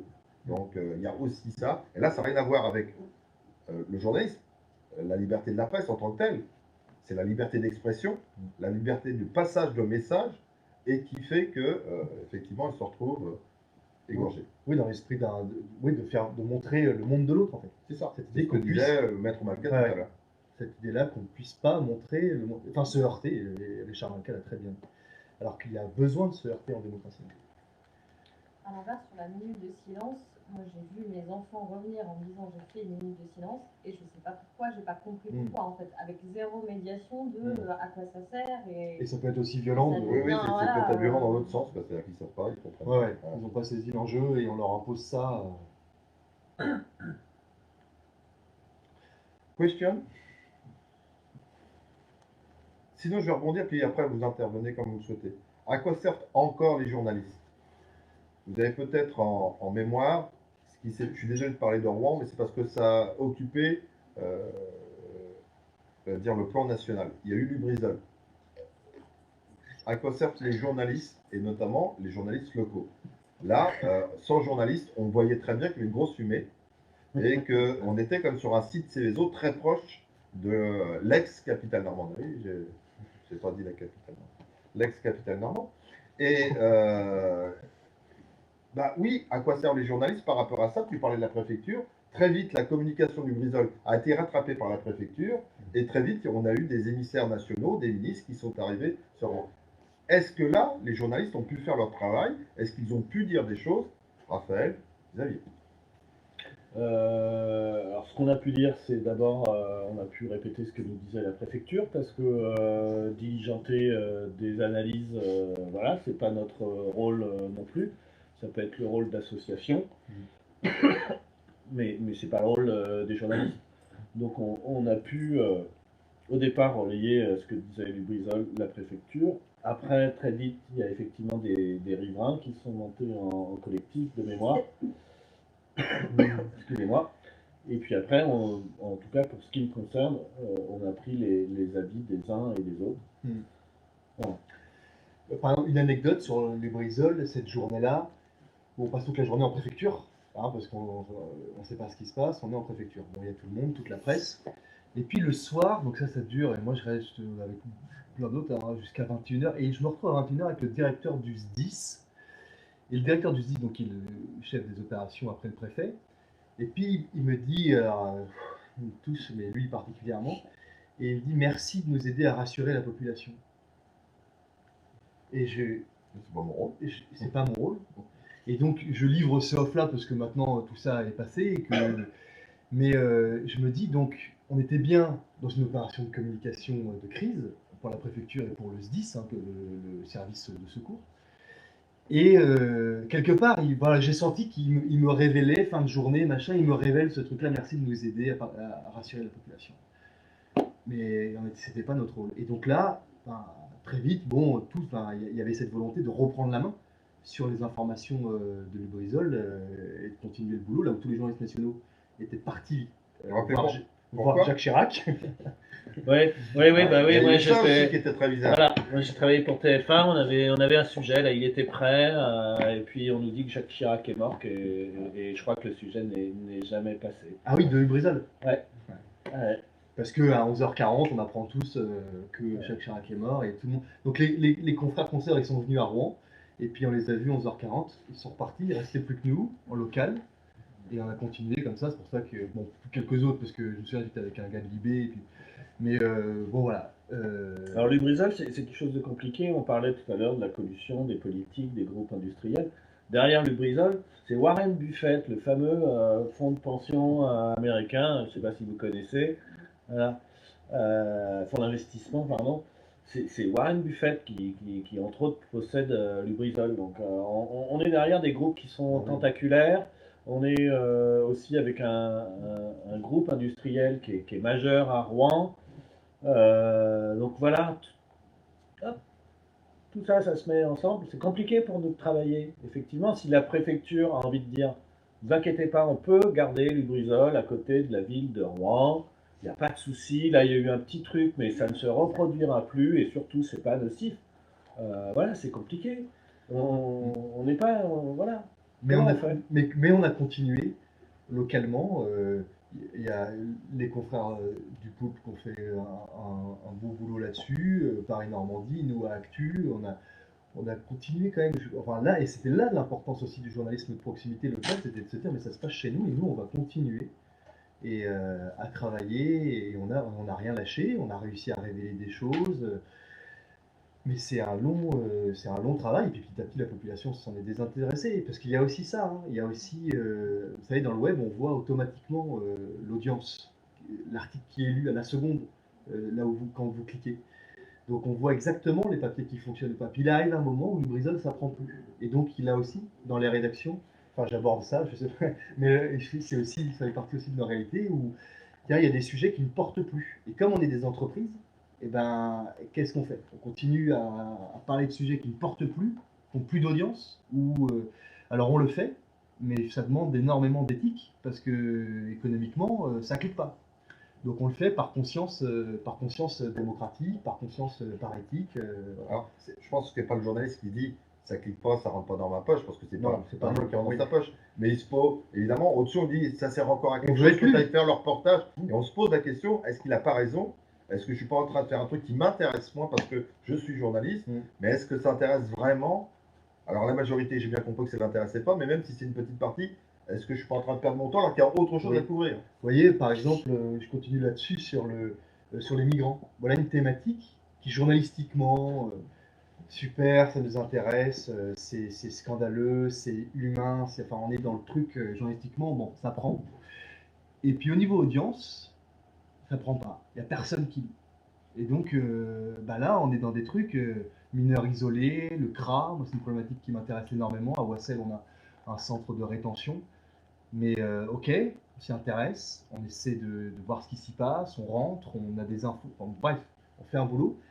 Mais derrière, il n'y a pas d'audience. Et donc, il arrive un moment, les collègues, le red chef, on continue, on arrête. Enfin, voilà. Et puis, c'est normal, enfin, il faut qu'on soit lu, il faut qu'on soit regardé, il faut qu'on soit écouté. Si on parle qu'à nous-mêmes, voilà. Donc ça, c'est une autre problématique aussi, hein, parce qu'on est là pour être lu et écouté quand même. Je fais une parenthèse pour prendre Lubrizol et prendre la relation avec les médias. Donc c'est monté en flèche, puisque tous les médias nationaux quasiment ont parlé de Lubrizol. Oh, Jacques Chirac meurt, les têtes de réseau parisiennes repartent sur des documents qu'ils avaient déjà sous le coude, lequel va sortir le premier son documentaire, avec des journalistes qui vont pouvoir aller pour poser des questions à droite et à gauche.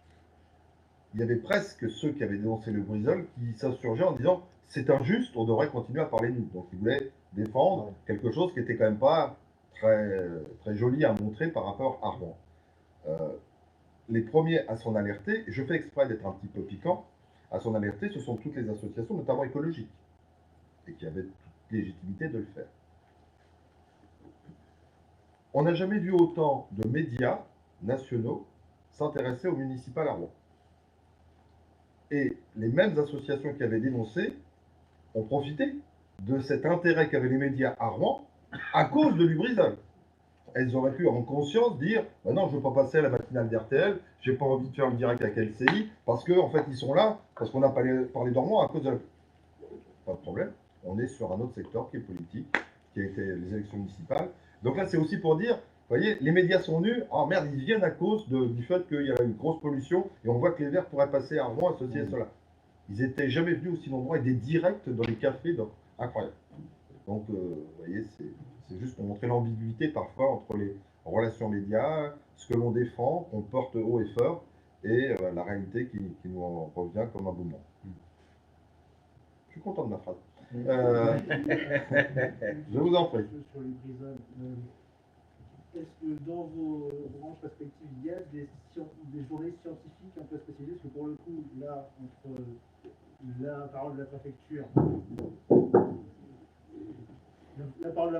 sait pas qu'est-ce qu'elle vaut à la H. Je ne sais pas, pardon, excusez-moi. Voilà. Qu'est-ce qu'elle vaut la parole de la préfecture à ce moment-là? On ne sait pas spécialement. Qu'est-ce que va avoir plus tard la parole d'une association qui va dire qu'elle a fait ses relevés aussi? Voilà. Est-ce que chez vous, vous avez des journalistes un peu C'est presque la réponse à votre question. qui vont savoir Xavier, Peut-être. Raphaël. Non, on n'a pas les moyens d'investigation. Après, on voit comment on procède, comment on part du fait que les gens sont de bonne foi quand ils avancent des chiffres, quand ils avancent des analyses. On n'a pas toujours sur des analyses, c'est pas toujours possible là, de recouper l'information, de savoir si les chiffres qu'on nous avance de taux de pollution, de ceci, de cela sont bons. On a aussi parfois un devoir d'immédiateté de sortie, du reportage, du papier. Donc c'est à nous de juger si l'interlocuteur, oui, paraît fiable, mais on va pas... Soit on est sur un format d'enquête, de documentaire, et là on peut partir sur des analyses, parce que ça peut être, quand on est sur un format qui est long, il y a un budget économique aussi qui correspond à ce format qui va être mis après à l'antenne, sur le web, etc. Et donc on peut avoir un budget d'analyse. C'est possible. Mais voilà, généralement ça prend du temps. Quand on est pressé, on n'a pas ce budget qui est débloqué en une journée, 2 jours. Oui, parce que même les scientifiques à l'université de Rouen, ils s'étaient rassemblés pour pouvoir analyser ce qui avait brûlé. Ça a pris des mois pour pouvoir comprendre. Il faut savoir que quand le Premier ministre, qui est Édouard Philippe, débloque, parce qu'il fallait l'autorisation du Premier ministre pour pouvoir nous donner la composition de ce qu'il y avait dans cette usine Céveso seuil haut, on reçoit ça le mardi soir, donc c'était jeudi, on reçoit ça le mardi, et c'est 5000 et quelques mais produits. On reçoit une liste comme ça, parce que le Premier ministre a décidé de débloquer, on reçoit la liste. Et puis en plus, après, on comprend qu'il y a les produits en eux-mêmes, qui sont à peu près tous, pas tous, non, mais cancérogènes. Mais qu'est-ce que ça fait une fois qu'on les brûle ensemble, mélangés, les molécules? Et là, même les plus grands scientifiques qu'on a pu interroger ne savent même pas ce que ça peut faire. Donc ça demande du temps. Et peut-être qu'il a manqué, ça aurait pu valoir le coup de faire un consortium de journalistes, une alliance. Moi, j'avais cette idée-là, de se dire... En Normandie, on salit France Bleu, PN, Actu.fr, bref, on fait et on met nos moyens sur quelques journalistes qui prennent le temps. Bon, on l'a pas fait, mais ça aurait pu valoir le coup. Mais il n'y avait que le temps qui pouvait répondre à cette question. Même des experts, en étant journaliste scientifique, ça aurait rien donné. Juste vous dire que vous avez le témoignage de journalistes qui ont fait des reportages sur le terrain. Et c'est peut-être en écho à ce que vous avez vu sur les chaînes, notamment Tout Info, où très rapidement, vous avez des consultants qui ont donné leur point de vue, comme si c'était des experts en la matière. Donc c'était assez bizarre. D'ailleurs, Ali, tu me confirmeras ou pas, il y a eu très peu de journalistes locaux qui ont été témoignés sur les chaînes nationales. Je crois que c'est Sébastien Bailly qui a été, donc qui avait couvert pour Ouest France à l'époque l'événement, qui a été sollicité pour dire ce qui s'était passé. Alors que les journalistes parisiens, pour certains, étaient repartis, ils ne sont pas revenus, tout de suite, en tout cas. Donc, vous voyez, c'est aussi... Voilà, j'ai pas de mots, c'est vraiment gestuel. Moi, j'avais fait un direct pour France 24, mais parce qu'ils avaient besoin de matière, quoi, le matin même, ils avaient besoin, tiens, t'es sur place. Mais après, oui, oui, l'expertise, en tout cas de terrain, le cancer qu'on va se choper nous, ça, c'est pour nous, quoi. Et c'est étonnant que vous n'ayez pas parlé des fake news qui vont tourner autour de Lubrizol. Non, vous n'avez pas vu passer. Aucune. C'est bien. Vous n'êtes pas sur les réseaux sociaux. Vous n'êtes pas allé sur les réseaux sociaux. Parce que là, il y en avait. Il y en avait quand même pas mal. Mais là aussi, il a fallu participer à dire ce qui était... Mais ça nous replaçait, là aussi, dans l'utilité qu'on peut avoir. C'est que ça nous replaçait dans ce qu'on était, en fait. On vérifie. On recoupe, on vérifie, on n'a pas le savoir, mais ce qu'on sait faire, c'est qu'on a des réseaux, on connaît des gens, et on peut vérifier. Et puis j'avais même vu, alors j'avais vu passer un truc dans mes souvenirs, que c'était en fait une sous-location, c'était même un truc qui est sous-loué à une autre entreprise, Ah, non, il y a un entrepôt Non. derrière de Normandie. transport logistique. Normandie Logistique. Ouais, qui s'est trouvé derrière. Et on sait toujours pas d'ailleurs. Ouais, ouais. D'ailleurs, c'est vrai qu'on dit Lubrizol, mais c'est l'incendie de Lubrizol et de Normandie Logistique, si on veut être exact pour pas être Parce qu'il y attaqué. avait des produits dire ça. de chez Ouais. Lubrizol qui étaient entreposés à côté. Alors, on est voilà. Et on sait pas de l'incendie, on ne saura jamais. Ah bon, les journalistes ne peuvent pas arriver à savoir ce qui s'est passé. Alors, je suis déçu. On ne saura jamais ce qui s'est passé en France. Vous savez qu'il y a les stats qui sont tombés aujourd'hui concernant la liberté de la presse dans le monde. Vous avez vu tomber? C'est combien de pays, Raphaël, en tout? 180. 180. Voilà, on est 26e. On est que 26e. Hein. Reporters sans frontières. Moi j'ai eu 27. Ouais, ouais. Non, mais je me suis Fake trompé. news. 26 sur 180. Moi j'ai souvenir de 28. Voilà, fake news. Bon, bref, vous voyez, on n'est pas dans le peloton peut-être. Hein. Oui, alors là, pour les Lubrizol, c'est plutôt parce que l'enquête est difficile et que les policiers eux-mêmes ne savent pas, et je pense qu'on n'y arrivera jamais parce que c'était un étendu de... Est-ce que même à Lubrizol ils savent? Est-ce qu'il y a quelqu'un qui sait? Bah, s'ils n'en sont pas à l'origine et qu'il s'est passé quelque chose. Lubrizol, ils sont convaincus que c'est Normandie Logistique. Ouais. Donc eux, s'ils étaient là ce soir, certainement qu'ils nous diraient. Mais là aussi, il y a le respect dans nos obligations, il y a ce respect-là. C'est vrai qu'on parle de Lubrizol, mais légalement, voilà, on est aussi contraint à ça. C'est-à-dire qu'il y a aussi une autre entreprise que Normandie Logistique. Chose qu'on ne voit pas dès le début, la première journée, on est focus sur Lubrizol. Et en fait, on comprend qu'il y a des produits de Lubrizol qui sont chez Normandie Logistique et que peut-être ça pourrait venir. Puis on est sollicité par, enfin, je sais pas si toi aussi, par beaucoup de gens qui travaillent chez Lubrizol, chez Normandie Logistique, qui effectuent le chantier de dépollution, qui viennent nous dire ouais, non mais on a vu des fûts, c'est super dangereux, on a vu ceci, oh là là, impossible à vérifier, et ces témoignages nous arrivent, et c'est les seuls témoignages qui nous arrivent. Donc là aussi, il faut réussir à faire la part des choses par rapport à ces témoignages de gens qui ont vu l'ours, voilà. Sur le toit d'amiante, on reste sur Lubrizol, désolé pour les bas normands, mais il y avait 8000 m² de toit en amiante qui sont partis en fumée. Et ça, on l'apprend parce que ce sont des salariés qui le disent à des élus verts de la ville, et c'est les élus verts qui font une conférence de presse pour nous dire qu'il y a ça, qu'il y a en fait de l'amiante, et de l'amiante, il y en avait partout, dans Rouen et même au-delà, parce que c'était à des kilomètres dans le pays de Bray, il y avait de l'amiante, dans les jardins. Et il a fallu plusieurs jours avant que l'État... Ah oui, effectivement, il y avait... de consommer des Oui, légumes. oui. Oui, pour les retombées, pour les suies. Pour les Sud d'abord. Et puis c'est vrai qu'à Rouen, il y avait, voilà, on voyait de l'amiante. Alors on ne comprenait pas, quoi. Il a fallu des jours pour que l'État nous dise ah oui, effectivement, il y avait un toit en fibre ciment. Et enfin, pour moi, ça me revient, effectivement, je sais plus, 2 mois, 3 mois, 4 mois après, voilà, on retourne autour de Lubrizol pour faire des images. Mais comme il y a des caméras partout, il y a les vigiles, alors qu'on est sur la voie publique, il y a les vigiles de Lubrizol qui déboulent pour nous dire bah non, faut arrêter de filmer, quoi. Alors que tu as le droit. Alors qu'on a le droit, le chantier pareil, par où arrivaient et sortaient les camions, tout était compliqué, il y avait des réseaux de bâches, on ne voyait rien. Voilà, cette sensation que parfois la presse cherche à cacher des choses, elle vient aussi parfois des entreprises même ou des pouvoirs publics même qui nous empêchent, nous, d'avoir accès à toutes ces choses-là. Pourquoi on ne pouvait pas tout simplement filmer le chantier de dépollution? Pourquoi c'était pas possible? Moi, je suis retourné après aussi pour Lubrizol, enfin, faire l'interview du PDG de Lubrizol, ou du directeur du site en tout cas.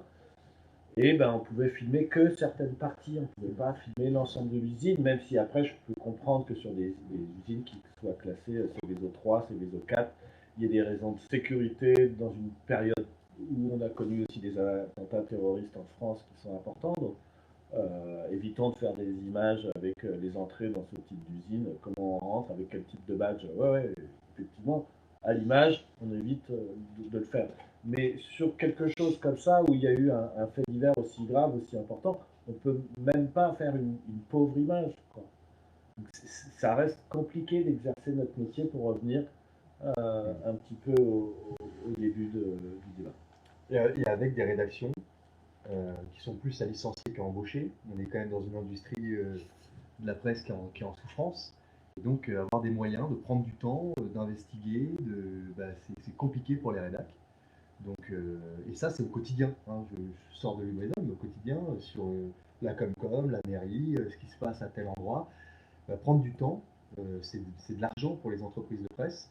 Et y mettre une ou deux personnes, c'est des fois pas possible. Et donc, on fait le choix d'abandonner des sujets ou de ne pas aller sur des sujets parce que c'est trop compliqué. Et ça fait partie des petites morts de la presse qu'on abandonne parce que, mais pas par volonté, pas par choix, mais c'est on a ces contraintes économiques et puis de nombre physique. Il faut pouvoir, avant que l'intelligence artificielle nous remplace, il faut pouvoir avoir des moyens humains pour produire cette information. Et elle est de moins en moins. Donc là, on est tous concernés, je crois. C'est de plus en plus compliqué.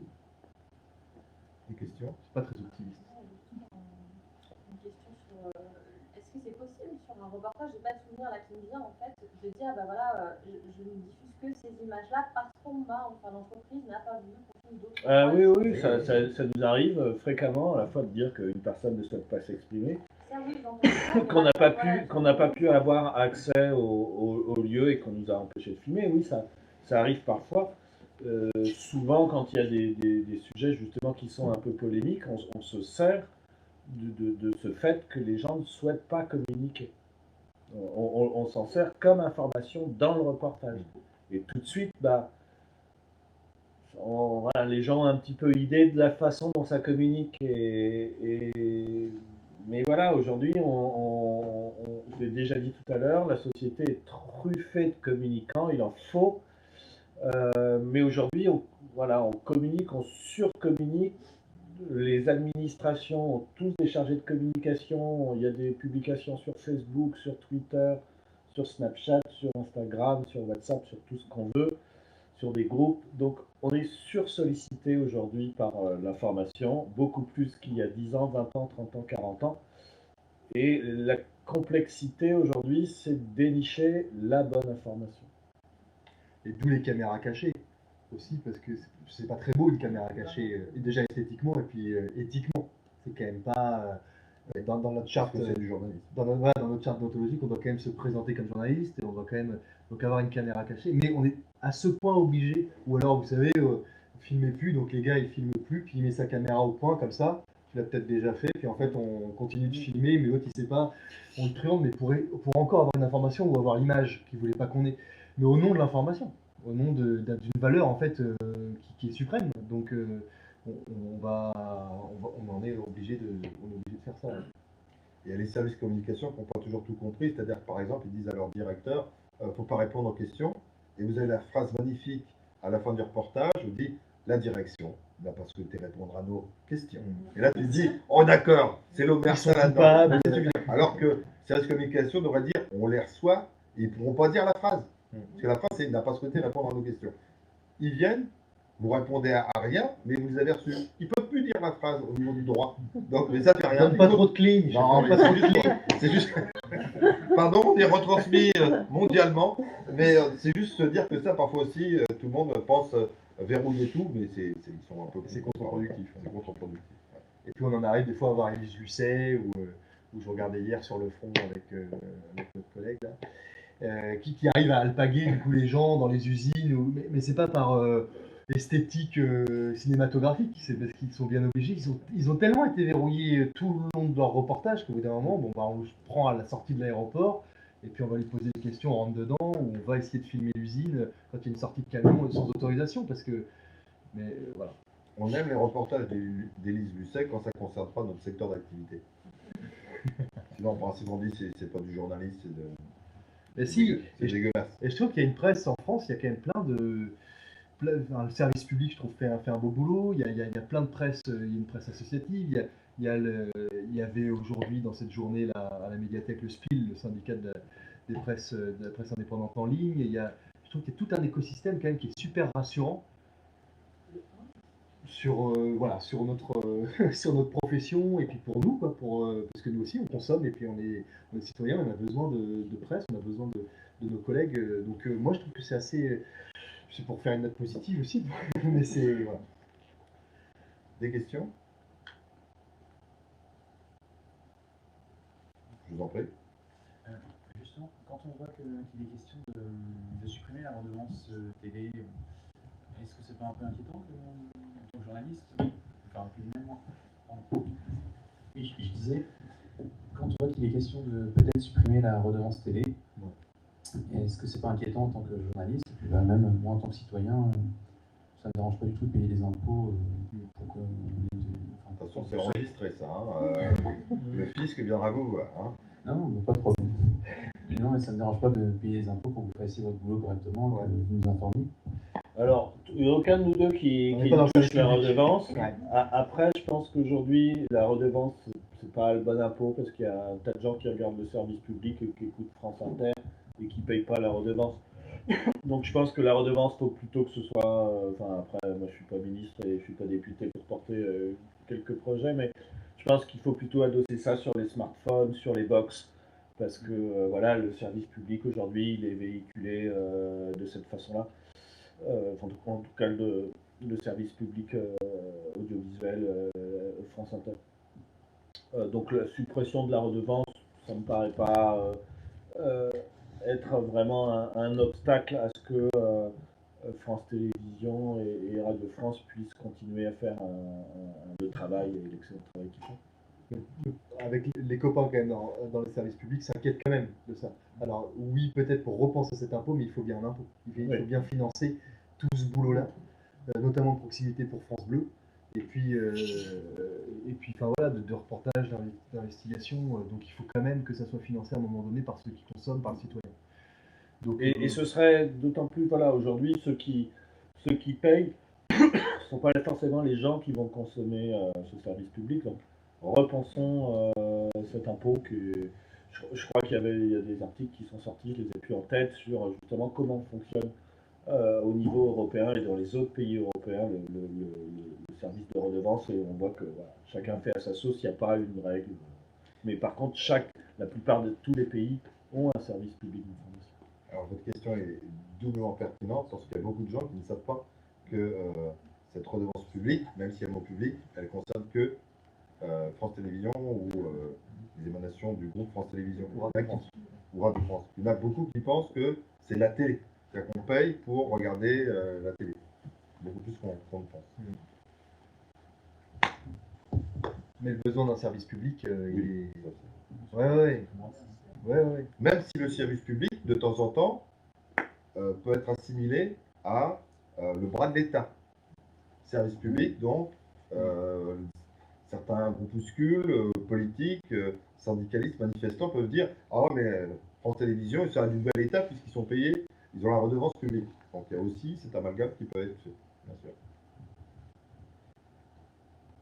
Si vous n'avez plus beaucoup de questions, je voudrais qu'on presque refait, parce que vous avez peut-être une vie après du moins de la route. Il y a une question? Non? Oui. Pour revenir sur la liste de reporters sur... Ah oui, le classement. Pour revenir sur le classement, quels éléments sont pris en compte dans l'établissement de ce classement? Est-ce que là, c'est les facteurs aussi politiques, industriels qui ressortent? J'aimerais savoir quels facteurs sont pris en compte, parce que quand on voit que l'Allemagne, c'est un pays frontalier, l'Allemagne arrive 16e, la France arrive 26e, pourquoi une telle différence? Il est bien ce jeune homme, puis en plus il a des chiffres, on voit qu'il a investi dans les gars. C'est un jeune qui est venu avec nous. Bon, on parle pas en leur nom, mais il y a des critères. Donc il y a d'abord les lois, il y a toute une partie sur la législation, il y a l'économie des médias, comment en France, et j'imagine que ça joue le fait qu'il y ait une concentration de médias dans la main de seulement quelques hommes.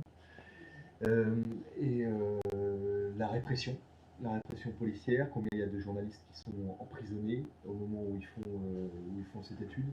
Voilà, pour donner 3 des critères, il doit y en avoir quelques... Les agressions sur les journalistes aussi. Oui.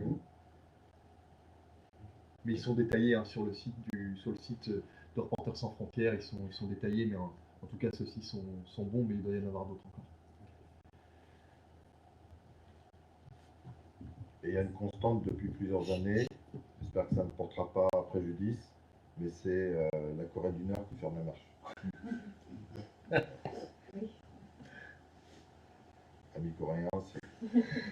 Non, ils ne nous regardent pas. Si vous nous suivez, non, ils peuvent pas, ils n'ont pas le droit. Ils n'ont pas le droit de nous regarder.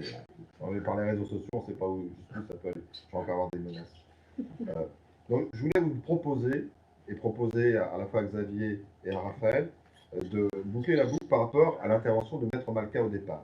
Je vous rappelle, Maître Malka, l'avocat de Charlie Hebdo, et toujours avec lui un policier, ou deux, selon les déplacements qu'il fait pour sa protection. Une tragédie. Et en fait, à l'origine, ce sont des dessins de presse. Ça va même plus loin, c'est que les dessins de presse, vous connaissez peut-être la petite histoire, partent de Copenhague. Et que ça ne fait pas réagir les musulmans au départ. C'est le bras armé des frères salafistes qui mettent en plus 2-3 dessins de presse très vicieux qui font qu'à un moment donné, ça monte en puissance et que ça a le débordement qu'on sait. Mais je voudrais revenir au dessin de presse. Dessin de presse qui était quelque chose qui était très utilisé dans la presse, puisque c'est une illustration d'eux. Et je vous pose la question à vous deux, parce que le dessin de presse, en fait, on a l'impression que c'est terminé. C'est le parent pauvre. Et pour Maître Malka, il dit carrément, on n'a plus le droit de dire, de montrer, de contester, non pas justement de bafouer, mais de ne pas dire comme les autres, et avec un dessin d'aller un peu plus loin. Le dessin de presse est mort? Non, je pense que le dessin de presse, il est pas mort, justement. Il permet ce que nous, on peut pas toujours faire, ou montrer, ou dire, et surtout, soit avec un trait d'humour, soit avec un petit peu une prise de hauteur. Voilà, il permet de faire passer un petit message sur une actualité. Voilà, je pense que c'est souvent le dessinateur, il a le temps, entre guillemets, il a 2-3 heures pour soumettre l'idée, pour y réfléchir, pour affiner son trait. Et derrière, il y a toute une petite réflexion pertinente qui en ressort. Peut-être pas assez présent, mais je trouve quand même la télé des fois s'en saisit en invitant des dessinateurs de presse. Et ça, je trouve ça bien parce qu'effectivement, ça permet de saisir des moments beaucoup plus justement que tout un article. Et même, je me faisais la réflexion que dans le monde dans le moment politique qu'on a vécu, par exemple, les guignols, pour aller au-delà même du dessin, c'est peut-être même la caricature, la satire en général. Peut-être manque encore, parce que les guignols, je trouve que l'info ont manqué pendant cette période, et manquent beaucoup. Et donc, c'est peut-être la satire et mais je sais pas si c'est mort, je n'ai pas les moyens de le dire ou pas. En tout cas, je trouve que ça manque. Ça manque. Maître Malka pose aussi la question, à un moment donné, en votre direction, vous les journalistes, en disant c'est à vous de réinventer le métier. Raphaël, tu as proposé à un moment donné, tiens, ça aurait été intéressant qu'à l'issue de Le Grisol, on puisse faire un consortium. Ça peut être une manière de réinventer le métier. Est-ce qu'il y a d'autres pistes sur lesquelles on pourrait imaginer, sans faire des plans sur la comète, mais se dire, on peut peut-être réinventer le métier pour monter la crédibilité du journaliste, son rôle dans la société. Madame disait, son implication au niveau de l'éducation nationale, de façon plus soutenue encore, certainement. Raphaël, Xavier? Moi, je crois que en fait, vous êtes tous potentiellement des journalistes aujourd'hui, avec ça, par l'image en tout cas. Et aujourd'hui, il y a de plus en plus de sujets qui se font avec des documents qui sont au départ tournés par des amateurs. Mais voilà, ils étaient là au bon endroit, au bon moment. Et parfois, c'est ça qui peut déboucher sur un reportage, parce qu'on part d'une vérité qui est infaillible, qui est celle de l'image, qui est celle d'un acte, d'un fait. Et derrière, on peut avoir des reportages. Donc moi qui suis un homme de télévision, je sais que demain, il y a beaucoup de reportages qui se feront à partir de ce que les téléspectateurs, de ce que vous filmerez, parce que vous aurez été les témoins, voilà, d'un fait. Alors derrière, il y aura la réflexion des journalistes qui permettront d'aller plus loin, qui iront interroger les bonnes personnes, mais en tout cas, vous serez acteur aussi du journalisme demain, je pense. Il y a les modèles économiques. Je reviens sur mon propos du départ. Les modèles économiques, je pense que ça, il faut les revoir pour recréer de la confiance. Et puis qu'on arrête d'être petits bras. Tous les jours, nos petites rééditions qu'on peut faire par l'acheter, par fainéantise, et sur des petites choses dans l'hyper local. Et je suis convaincu que c'est le journalisme qui sauvera la presse, très sincèrement, par le contenu. C'est là-dessus qu'on va retrouver la crédibilité et du public. s'il n'y a pas de dernière question, c'est moi qui vais la poser à l'un ou l'une d'entre vous. Il y a encore une question. Ouais, juste une réaction. Moi, je trouve ça hyper inquiétant, l'idée que, quand vous dites que l'image est infaillible, en fait. Non. Alors, il y a des, Enfin, il y a des vérifier. trucages. Ouais. Non, faut vérifier, mais en tout cas, il y a. Voilà. Parfois, quand on veut faire des reportages, si on n'a pas la bonne image, c'est compliqué de faire passer l'info. En télévision, hein, c'est compliqué de faire passer l'info. Et le fait que quelqu'un, avec son téléphone, puisse faire une photo, puisse faire une image, derrière, ça peut déboucher sur un reportage. Voilà. Ce qui Allez ce vérifier qui derrière, pourrait, c'est pas juste. voilà, c'est pas juste. Et alors que parfois, si on n'a pas cette image, en télévision, hein, je parle en télévision ou sur le web, on va pas faire le reportage. En presse écrite, c'est différent. Sur le web, c'est différent. Si c'est juste un papier, on va pouvoir décrire la scène. C'est impossible en télévision parfois lorsque c'est pas corroboré par l'image. Donc, ça reste aujourd'hui. Il y a de plus en plus, vous ferez attention. Il y a de plus en plus de reportages. Je reviens sur ce qui s'est passé la semaine dernière au Havre. Ouais. C'est quelqu'un dans sa voiture qui a fait l'image. S'il n'y a pas ça, nous on a fait un reportage derrière pour TF1 à 20h. France 2 avait fait le reportage la veille. Vous l'avez fait aussi, j'imagine. Tout le monde a fait. S'il n'y a pas ce jour-là cette personne qui filme, il y a à nouveau pas ces reportages sur un fait divers, mais derrière ce fait divers, il parle du trafic qui gangrène le port du Havre. Donc il y a tout ça. Donc il faut, même une petite image derrière, ça peut servir un reportage de plus grande envergure. Je vais être presque provocateur. S'il n'y avait pas eu toutes ces images autour du World Trade Center, on n'en aurait pas parlé mondialement parce qu'il y a eu beaucoup de morts. Mais en même temps, il y avait des guerres qui avaient beaucoup plus de morts dans d'autres pays, mais on n'avait pas les images. Voilà. Donc, un peu outrancier. Je peux poser ma dernière question? Je vais la poser au jeune homme, parce que c'est l'avenir, peut-être de la profession, mais c'est l'avenir de nous. Et je vais poser la question suivante. Et tu nous dis ce que tu veux, suite à ce que tu as entendu. Je mets bien la pression, c'est bon, ça va venir la planche. Selon toi, à quoi servent encore les journalistes? Tu as bien fait de venir, je te remercie.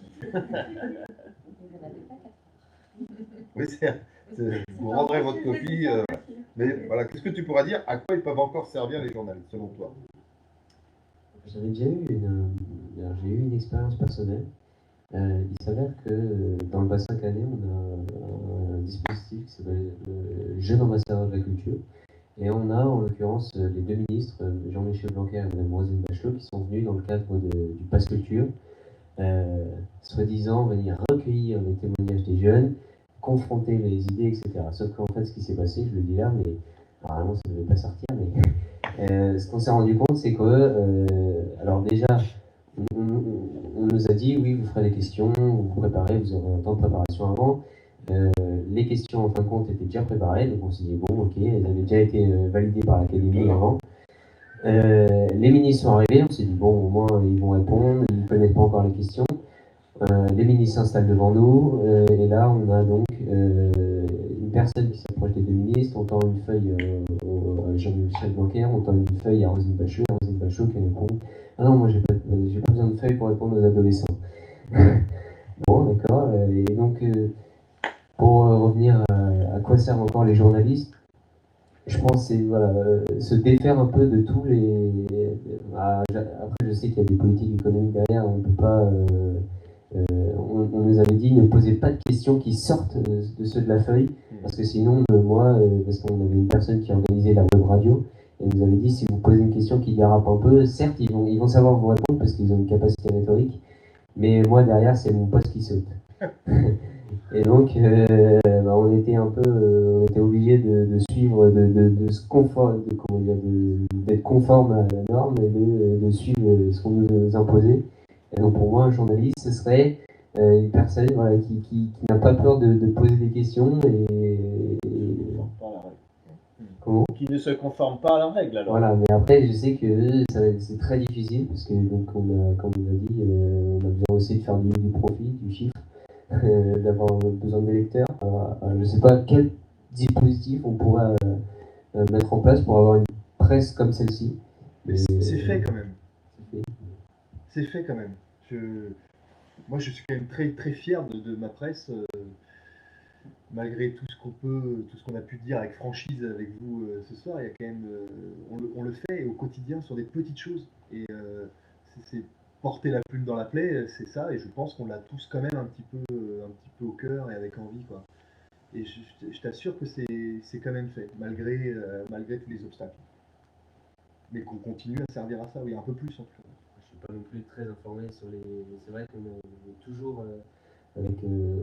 Quand on parle de journalisme, on voit directement ceux qui passent à la télévision. On n'a pas trop l'idée des journalistes locaux qui opèrent autour de nous. Donc peut-être aussi là ce manque de connaissance de ce qui se fait autour de nous. Regarde les journalistes, ils n'ont pas les beaux costumes qu'ils ont à la télévision. Et on voit là aussi que c'est pas eux qui parlent le plus. Hein. En tout cas, jeune homme, merci infiniment de cet effort pour pouvoir traduire ta pensée, ton sentiment, sans langue de bois. Merci à vous. Si vous n'avez pas d'autres questions, merci de votre présence. Merci à toutes celles et tous ceux qui nous ont suivis depuis chez eux, bien au chaud, avec un verre à la main. Et merci infiniment. Je vous demande de les remercier spontanément à Xavier Toby et Raphaël Tual de nous avoir accompagnés pour cette soirée.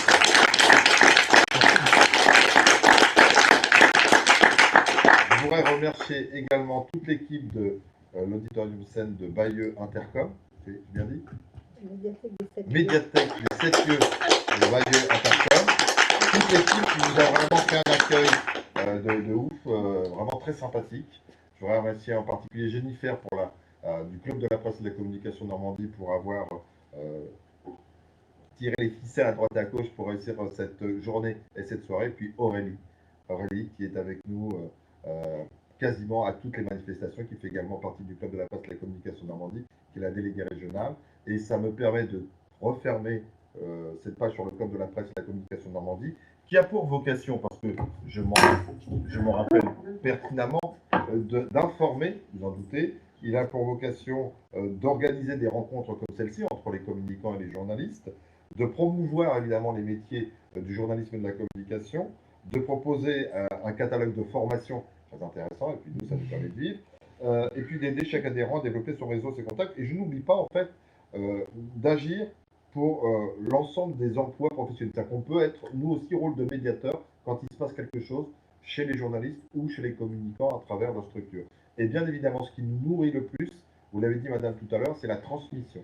C'est-à-dire que ça nous intéresse de savoir comment les jeunes d'aujourd'hui vont s'accaparer les médias d'aujourd'hui et de demain, et comment en fait ils vont faire vivre, ils vont faire résonner à la fois les métiers du journalisme, qui nous paraissent primordiaux, mais aussi le métier de la communication, parce que cela évolue énormément aussi, et ça passe aussi parfois par ce qu'on appelle la communication d'influence, la communication à 360 degrés, enfin des trucs de fou, qui font partie de leur quotidien. Encore une fois, mille merci de votre présence, merci à ceux qui l'ont organisé, et à très bientôt pour la suite de nos rendez-vous.